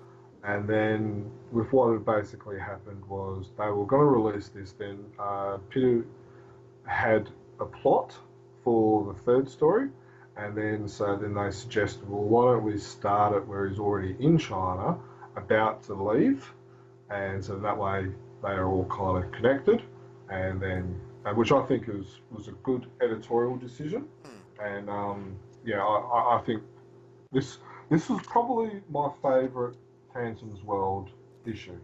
Yeah, I've written that too. Actually, I've said that of the 4 Phantom's World, this is probably comfortably my favourite one. Yeah, I've enjoyed seeing some of the older art from the old Ferry in the 60s and 70s and stuff, but from a pure from a pure critical point of view, this is by far the most enjoyable and read. Where some of the other stuff is been fun from from looking at a history point of view and stuff, but some of those stories are not as good as these ones. No, and I agree. I think it comes down to the writing. I think these are probably the most well-written stories we've seen in Phantom's World. Definitely. It's been a while since I've read this now that time recording, but yeah, I remember thinking that the cover didn't turn me on. Yeah. I must admit. I thought, this doesn't look like something I'm going to really enjoy. I don't know if it was the artwork or what's depicted in there. I don't know, which is kind of strange because I like kung fu stuff. But then reading the story, yeah, like you said, it's probably one of the best Phantom Worlds. I haven't had a chance to do my notes, unfortunately, for this podcast, so I'm a little bit disjointed in my reviews. But the artwork is fantastic. The story kicks along nicely. And and like you said, how the third part just takes up from where they are. There seems to be a bit of a I had to double check on the name of where they were. Wasn't there some sort of age? This was the story with the they weren't aging or something like that. Is that sound about right? Yeah, in Shangri-La, the city of Shangri-La, the people don't age. Yeah, it was kind of I don't know if you guys watched the Netflix show Iron Fist when that came out, but I it was a very dud movie, dud show. Well, yeah, I was going to say it reminded me of this, except it was better than that. I've tried watching Iron Fist 3 times and I've just given up. I got through it, but it's definitely the runt of the litter. I haven't seen the new Jessica Jones yet, though. But I'm sure that's good. That one and Luke Cage as well. Did you? You have no staying power. No, I watched Daredevil, and I'm about halfway through the second season. Really enjoyed the first season of Daredevil. First season of Daredevil was brilliant. That's how I think a Phantom show should be done. I think along the same lines of that, actually. Because it was really... Anyway. Yeah. If you're going to do a Phantom show, something like... Something, in my opinion, a cross between Arrow with the whole flashbacks and Daredevil. Because it's a little bit like the fighting's realistic and... The fighting's very realistic in Daredevil and Punisher as well. I haven't seen much Arrow. But I really enjoyed it. to sum everything up that's just gone over in the last 5-10 minutes. If you haven't picked it up, I'm sure it's still at the newsagents. It was there the last time I saw it.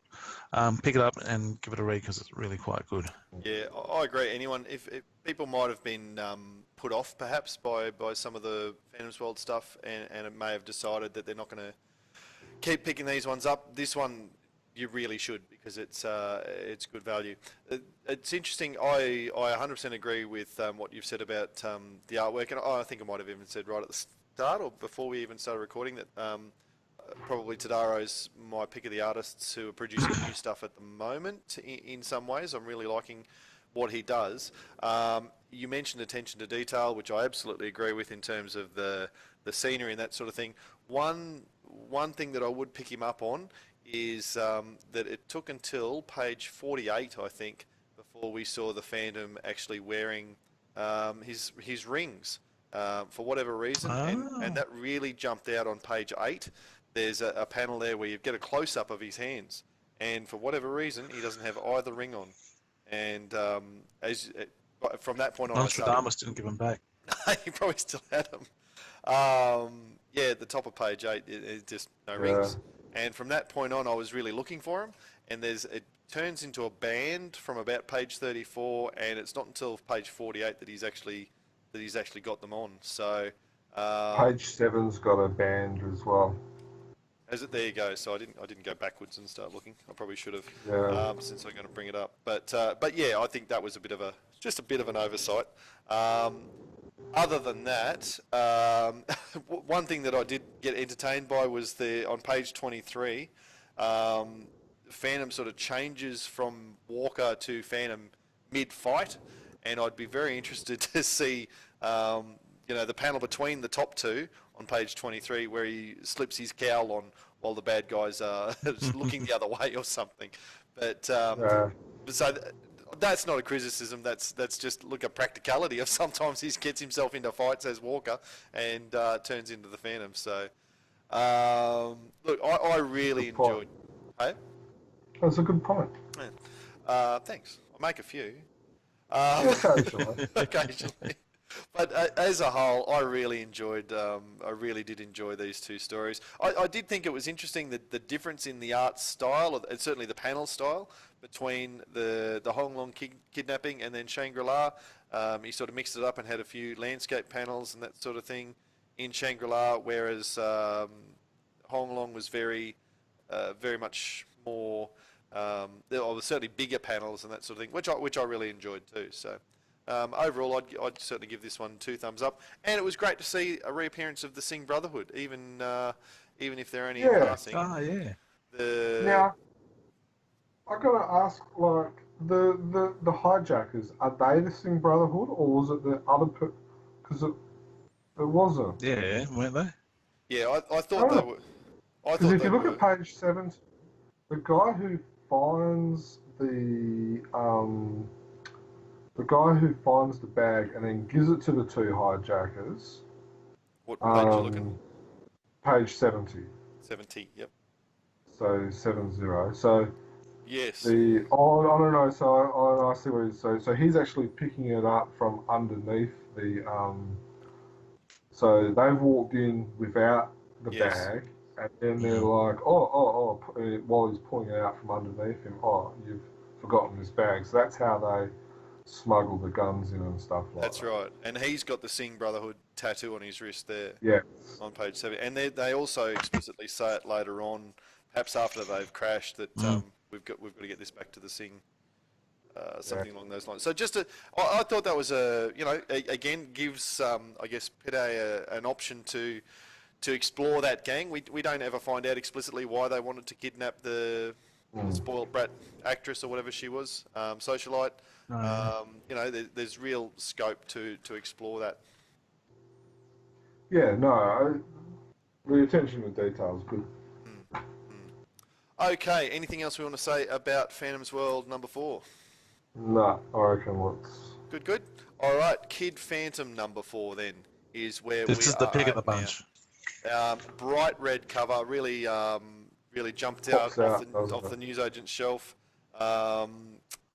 Now, My son was very excited to receive his subscription in the mail, and at some point in amongst here, Stephen, as an editor, I hope you're going to splice in perhaps a little conversation I had with my boy. I chatted, I'll say this in the thing, but I got him to talk me through it before I read it, and it was really quite entertaining to see what he had picked up out of the story. And then I came down and read it myself, and luckily he hadn't given me too many spoilers, because then I was able to enjoy the story for myself. Now, there's lots to talk about with Kid Phantom, as there always is. One of the things we are going to have to talk about is the little Easter eggs that pop up through that. Do we want to save those, or do we want to do that straight away? No, let's go. I think we do it straight away nowadays. Yeah, we would not be much good on Christmas morning. We got to open up our presents straight away. So let's. Hey. Christmas morning, hey, we're the parents. We get to buy our own Christmas presents, and we can have them before Christmas. That's exactly right. All right, so I found 4 little Easter eggs. What did you guys see? Well, there's the one on page 5. Yeah. Yeah. Which is Harrison Gross Sweets. Harrison Gross is actually Lee Falk's proper name. Yep. 1911 to 1999. I thought that was cleverly done. The fact that the room numbers are actually his birth, his birth and death dates. Age range. Very cool. And then obviously you've got their room, which is 1936. Yep. Yeah. Then there's the one where Paul's other bird actually gets a shot in the comic. The galah. Yep. He's in there a fair bit. Yep. But the one that I love the most, and the one that I'm very excited about, is the Masked Marvel. Page Masked 13. Marvel versus Kid Hercules. Yes, the poster on page 13. Next to, I guess, well, whether you count this as separate, they're both posters. Brando the Great, which is Mandrake's father. But the Masked Marvel, the reference to the old Lee Falk, Wilson McCoy story. Now I can make mention that was an editorial suggestion. Okay. I'm not sure if I can actually say that, but I have. So it's out there now. But I loved that. It was like I messaged I know. Andrew, Paul, and Glenn, and I'm like, oh, Masked Marvel. And I'm like, are we going to see the Masked Marvel? And I said, forget the fact that it's actually the 21st fandom who is the Masked Marvel. Let's get it the 20th fandom as the Masked Marvel. Let's get that story in here somehow, because that's one of my most favourite stories. So I would look over the fact that it was originally done as the 21st, and if we can get it as the 20th Masked Marvel. I just think that would be cool, like, Kit watching his father fighting as the Masked Marvel or something like that. Yeah, I sort of assumed that might be maybe on the undercard we might have Kid Phantom versus Kid Hercules or something like that. And the other one that I really enjoyed was more of a writer's Easter egg, I suppose, and that's on page 27. The Kid Phantom's come in and knocked out the count, and then just as you were. As you were. Yeah, that was brilliant. Reference to the classic "As you were, gentlemen climbing through the window" dialogue. So I really enjoyed that. Those are, you've certainly covered the 4 that I saw. Is there anything I've missed? I'm looking at the passengers on the boat when they're pulling into port there, and wondering, are they people who we should know? You got the bloke with the goatee. We got, I don't know. I'm just putting it out there. Are they actual people who Paul's giving a shout out to, or are they people who we should know? I'm not sure, but I'm just putting it out there. I don't think Paul Mason does much by accident, is what I would say about that. And I know that he certainly spent a bit of time looking up references on Abajan, however you pronounce it. There's not a lot of photos, I suppose, floating around, typically about the capital city of the Ivory Coast, and so he had to spend a fair bit of time actually researching that. And I would bet dollars to donuts that those skyscrapers and all the rest of it are all real buildings that exist in that formation. So it wouldn't surprise me at all. I just assumed that. Yeah. Wouldn't Is that the surprise me. Frew logo? Whereabouts? Is that the Frew logo on page? On top of the skyscraper. It could well be. It could. I was well actually be. wondering, Does Glenn Ford's got a goatee, doesn't he? Yeah. But the He's silver got guy. whitey grey hair. He's wearing glasses. Maybe that guy is supposed to be Glenn. I don't Maybe know. it is. Oh yeah, and then that almost looks like Renee on page 11. Almost looks like Renee. Page 11 On the far Oh, right. in the corner there. Yeah. Yes. Yeah, it does. uh, What does Dudley look like? Which one could he be? yeah, no, I don't say Is he Dudley. he's got a huge afro in the middle of that central panel on page 10. I don't think that's Dudley. I don't think that's Dudley either. All But right. yeah, that's like Renee in that corner. We'll have to take a photo of it, and we'll have to ask Glenn Paul that one. But Paul, where are we? Mate, anyone who's watching the Where YouTube can see exactly why we're not in it. All right. So, A face that lends it to being a character. Sure. so obviously, those are the adult things or the Frew fans or the fandom fans in us that we want to scan through and see that sort of stuff immediately. What did you think about the story, the artwork, all the rest of it? I absolutely loved it. I reckon I had a smile on my face all the way through this. I didn't pick up the story beforehand to remind myself. I just picked it up and went with it, and that was good because it got straight into it. You know, there's the bad guys. There are I've been saying bad guys to Jeremy. My youngest has really gotten into this a lot more than my eldest. So Jeremy, who's 4, he's loving it. I actually read it for him as a bedtime story yesterday. And he's asking questions. So these are the bad guys, these are the good guys. So he's really getting into fandom now, which is great. Start him early. And today he got the Garan badge and pinned it on him. He said, "I'm going to read the Garan story to Garan," and I just thought that was brilliant. So the art in it is fantastic. He's 4, is that right? He's 4. He's Yeah. not reading it. He's looking at the pictures. He's just cool. flicking through it. That's cool. And one little point, he was showing Mum, Ange, my wife, today, and sitting there and going through it, and so she's flicking through it for the first time, and then gets to the part to the second half with the Count or Lecomte, and you've got the gun and stuff, and she kind of went, said, "Oh, no one gets. It's all good. No one's." I actually said, I was about to say no one gets shot. I said no one gets killed, because poor old Garan cops one in the shoulder. Yeah, but it never bothers him, and But then it never shows up, and never. And Jay asked, "What are those red spots on him on page 22?" So, he just hurt himself a little bit. He'll be fine. Yeah. But then when it gets towards the end, and Lecomte threatens the girl's life, and make another move, and she dies. Ange kind of looked at that and said, "Don't worry, I paraphrased that." I did, a bit of parental guidance, and be a parent. It is an all ages comic, but but still, if you. But I had no problem with him having this and looking at it and reading it and seeing good guys beat up bad guys. It's what I had when I was a kid. I think sometimes we can be a little bit too wrapped up in cotton wool, a bit precious. This. Did you say that to your wife? Stop being precious. No, because I agreed with her about the move any closer and the kid dies. I don't think a 4-year-old needs to hear that. But 8 to whatever-year-old who however your boy is Danaworth thought he's 8.5 and he's reading Harry Potter books, so there's a lot worse in that than there is in here. Yeah. Now, Jeremy he's been at me to do the spot the difference. Yeah. And I said it's a bit tricky. I'm going to take it to work and photocopy it so it's nice and big so we can have a look at it. Yeah. And so he was cool with that, except he's been at me, hurry up and photocopy it. But I well, in case I really like the story. Gus has actually done a little bit of solving. So where are we?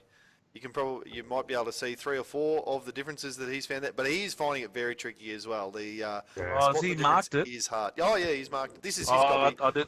I didn't even let Jeremy mark his copy. Oh no, mate! It's a kid's book, and this is his version. He's not getting mine, Yeah. so I'm certainly So is keeping my yours- copy. But is he yours needs to be able to still in draw the over bag? it. Sorry, Is yours still in the bag, and you're just going to read his? 100%. This is the reading copy. The slash. Well, when I picked up the comic from the shop, and I picked up two, and she goes, "Is that so? You can keep one in the bag?" And no, that's because I want to read mine, and the kids can read theirs. Yeah, and you get 2 badges that way. You get 2 badges, so it's okay. And I also said that. And I guess But, on that, this other activity that they put in there, that's very difficult as well, I think, for, well, pretty much anyone, to be honest. I struggle to find out where to put those tiles. That strikes me as something that would be very good as an online game where you can drag the tile Yeah, I all thought over the the same picture thing. and that sort of thing. So I thought exactly the same little thing. little suggestion there perhaps is to whack that on the games section of the Kid Fandom website. Yeah, but I was smiling all the way through this. The way that Guran and Kit are still well, Guran's still annoyed at Kit. And Kit's still got to figure out what he's done wrong, and then in the end he comes through it, and the amazement that's shown through Guran. How the hell did you find me? You know, in a place we've never met before or been before, and so I thought that was fantastic, and and I love the artwork. My favourite page is it's when they're bashing up the bad guys. Page 30 or 31? 31. Yes, I was going to mention this as well. The 4 panels there are just absolutely brilliant, and they're simple. They're silhouettes there fighting, and there's the speech bubbles, but it's just the expression on Lecom's face, and that just and then it ends up with Kid Fandom overshadowing the count and the background characters, the way that they're done, and how everything just changes, and it's just 4 panels, very subtle differences, but it's great, and well done, Paul, and well done, Andrew. Paul's the artist, but Andrew's the writer, and I don't know if he wrote that into his script, but they've done a fantastic job of telling this story. The thing I like about that page is you're talking about when your wife was a little bit concerned about the amount of fighting and stuff. Is this page was able to hide some of the fighting, and was able to in a sense, I don't know, allude to it. Yeah, it's the Alfred Hitchcock technique where things happen off camera, but you know that they've happened. Yeah, so because that way you don't, because you've got a whole, you've got, page 26 where he's, beating it. You've got the previous page where he gets, where he falls down and hurts himself. And then you've got, like page 30, which is the big full page, and then 31. So instead of having several pages together of lots of fighting, it alludes to it, and it kind of desensitizes or whatever type of word you want to use for the younger type readers. So I thought that was really good in how they were able to keep the younger readers in mind. No, I think desensitize is the right word there. Sorry? Is sanitize the word you're looking for, maybe? Sanitize? I don't know. Whatever word you want to use. Yeah. No, I don't know what the what are the customs laws or something about exotic fauna in different countries. Might have been a bit looser on it back in the day. Well, why wouldn't a Frenchman have an Australian galah in the Ivory Coast? That's it. No, I agree with everything that you've said there. It's a really, really good story. Probably in some parts, probably the wordiest or the most dialogue that we've had from a Kid Fandom. Like page 24. I noticed that when I was reading it to Jeremy. Yeah, you would too. So page 24, 25, where LeConte is explaining how difficult his life has been and where he's got there, and doing the typical Yeah. bad guy thing of explaining his entire backstory to his captured prisoner before he's going to kill him. Yeah, so there's Made a me lot think of the Incredibles. Oh, you got me monologuing. but There's a sequel to that one coming out. I know. I'm looking forward to it. yeah. Mm. Yeah, so anyway, I really enjoyed this as well, and maybe just as any other things that you'd like to say about Kid Phantom? Yeah, the No, scene between the captain and Garan is quite touching as well. Yeah, Yeah. yeah, Mm. agreed. um, Go, Jim. I was just like, cause I think like the Phantom takes a huge step forward in issue 3. He almost takes a step backwards, but in this one he takes a step forward. And the thing that I was looking forward to the most about this issue was to see how the dynamic with Guran and Kit had changed, and then how they were able to change and work through the issues that they had. And I thought it was handled in a very good way, a very forgiving way from both sides, and stuff like that. I'm not sure whether it's a teachable moment for young people. That might go over a lot of young people's heads, but yeah, um, but I thought that was handled quite well. The whole forgiving each other and moving Yeah, on. and I think Garan's being man enough to say I made a mistake here, and Yeah, the Kit still Yeah, hasn't just because said I'm that. angry at you doesn't mean that I can't teach you. Yeah, Kit hasn't said anything yet about yes, I've stuffed up, and I hope at some point that will happen. But oh, it does, I doesn't think it? he did. He 'Cause, kept apologising. yeah, he oh, I'm says sorry. Yeah, when yeah, they're yeah. dropped off, they say I've been apologising non-stop for the last 2 weeks. Yeah, fair call, fair call. It's been 2 weeks. I've said sorry so many times now. What do you want from me? Yeah, sure. Yep, fair enough. But I don't. When you say about it being a teachable moment, though, you don't have to beat kids over the head with a cricket bat to teach them something. I think just having the You story. don't? I'm doing it all wrong. Well, you are doing it wrong if that's what you're doing. Child um, supportive services. That was a joke. I just the way that we learnt about the Phantom and social justice and all of the, defending the weak and all of that stuff, it came from reading story after story after story. It was never, just a slap brand or anything like that. These are the sorts of ways that it happens, and it's reading a story that has that stuff happen, and the kids just enjoy the action and they enjoy the story, and these sorts of ideas seep in. So. Now, there's one issue that I have, and that is whoever is putting these together, please put the face of the badge against the comic and not the other way around. Otherwise, your comic ends up with little indents all over the front back cover. Yeah. I think I've got 2 or 3 of the first issue and only one of these so far, like one with the badge. And all of them have got tiny little indents because the badge has been put around with the backside against the actual cover. So whoever's doing that, please. You got to be able to see the badge, though.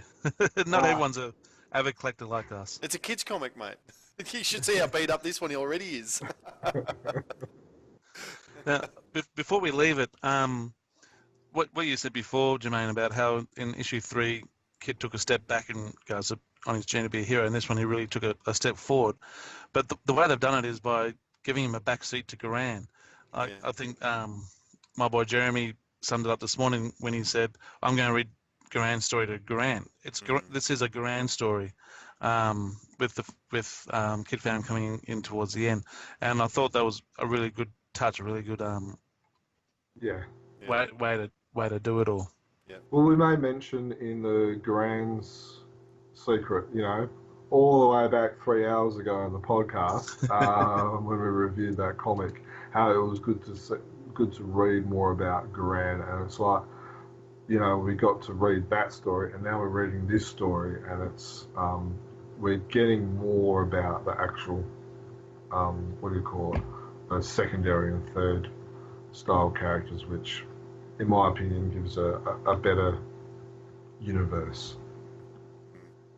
And the last thing I'd say before we leave Kid Fandom is that this page has had a fair run at our house as Gus is into collecting cards, footy cards and cricket cards, and he's enjoying getting his Kid Fandom cards, and he's had a look at this, the last page of the book, and said to me, you know what, Dad, you can get older Phantom cards, and there's a Diana card, and I wonder how you get those. So the seed is being planted, and I know what he's getting for his birthday now, a bunch of Universe cards. Well, because you can probably And a pick folder up, from Supernova. Yeah. you'll probably be able to pick up without having to get the comics again. Yeah. Oh no, absolutely. I'll whether I get those at the Frew booth or even buy them online, they're not going to cost a lot to slip into a subscription, whatever. So I'll pick up a few cards for him, and like you say, Steve, a folder as well, for him to store them all in, and the bug will really start to kick in from that point. That's it. That's it. So well done, Frew, on the very clever placement of the ad there.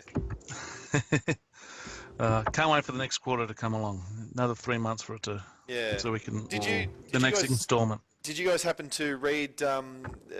Paul Mason's? Yes. I guess We his got a own mention. monologue.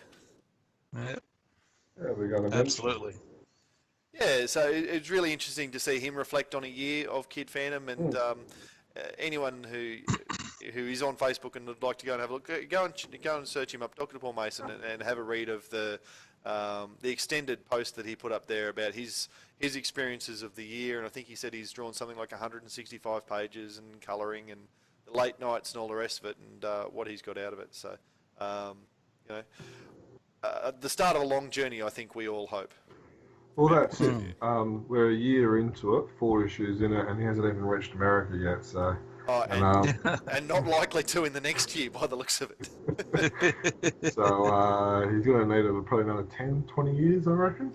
Yeah. Another 50, I think, mate. Yeah, Before he gets to. I was thinking about that yesterday. I thought, doesn't the Kid Fam supposed to go up to what 16 or something like that before in those 2 panels back in the original That's story? right. So it's going to take at least another 50 years before he gets up. Yeah. Do you reckon Paul's got another 50 years in him? Well, he's going to lay some great foundations if he doesn't. Yeah, that's it. All right, so we have enjoyed Kid Phantom, and that's probably taken up as much time as any other story. I've come to the end of my notes in terms of the comics and the news that we have to review. Is there anything else you guys would like to say before we get into the outro and call this one to an end? Well, obviously there's going to be a little bit of a segue with obviously Gus and hopefully Jeremy as well with Stephen.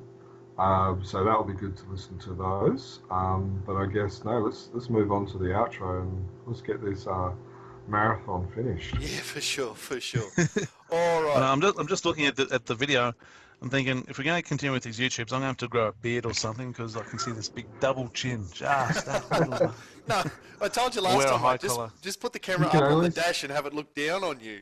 Oh, that'd be better. Yeah. You can only see one double chin? I'm just waiting for you to fall asleep so we can actually watch, the moment when you fall asleep. The drooliness. Probably, been all right. It's actually getting close to midnight, so mate, let's wrap up so I can go to bed. The 4 or 5 people who go and watch the YouTube can just enjoy the double chin action, I think. So, all right. So to wrap it up tonight, first up, I'd like to just a reminder about our Patreon. If you'd like to support the Patreon, and perhaps next year get us over to the Big Apple Comic Con.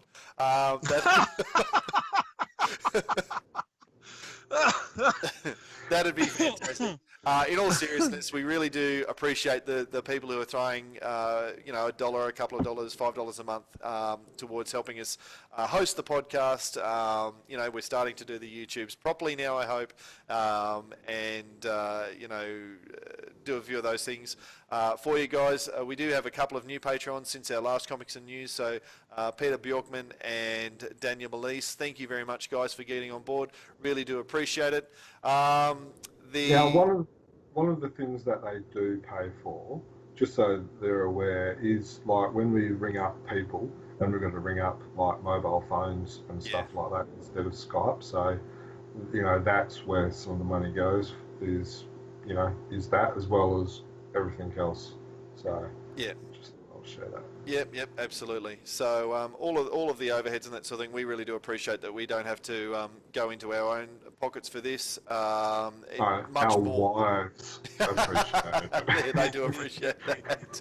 So thank you very much, guys, for the contributions that we make, and we certainly hope that you feel like you're getting your $5 a month worth out of us, whether it's through the website, which is of course part of it, and the hosting of that and all of that sort of gear. The Phantom Preservation Project is there. Now, the latest things that we've put up into that is the complete Jungle Beat collection from the Phantom Club newsletters. There's a few more things that are sitting there waiting to go up, which of course I will do as soon as I finish editing a podcast and other things that happen in life. Get into it right now. We must be due to put some more stuff up on there. Yeah, we are. It's sitting there, and it's just a matter of getting the time to do that. Look, if we can get to a Patreon level where I can go 0.8 at work and maybe take Fridays off and just sit there doing Chronicle Chamber stuff, that'd be sensational. Not sure that that's going to happen.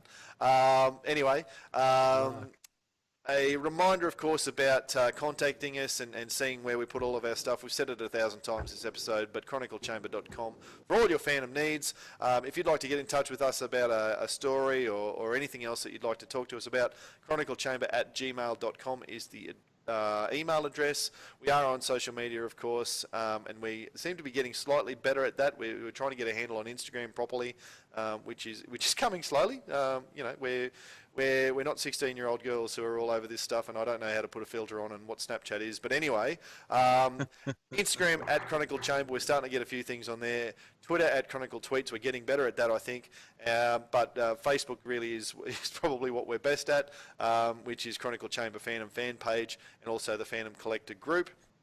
Make sure that you subscribe to the podcast on iTunes or whatever your preferred platform is. Remember that if you put up a 5-star review, then you are going to be a chance, and write something nice about us, then you are going to be a chance of getting this guy come and see you if you get that up in the next month or so before we get to the 100th podcast, so we can have a look at some nice reviews there and hopefully get bumped up the list. Could you imagine if somehow the Expand podcast went #1 podcast in Australia for a week or something? Wouldn't that blow some people's minds?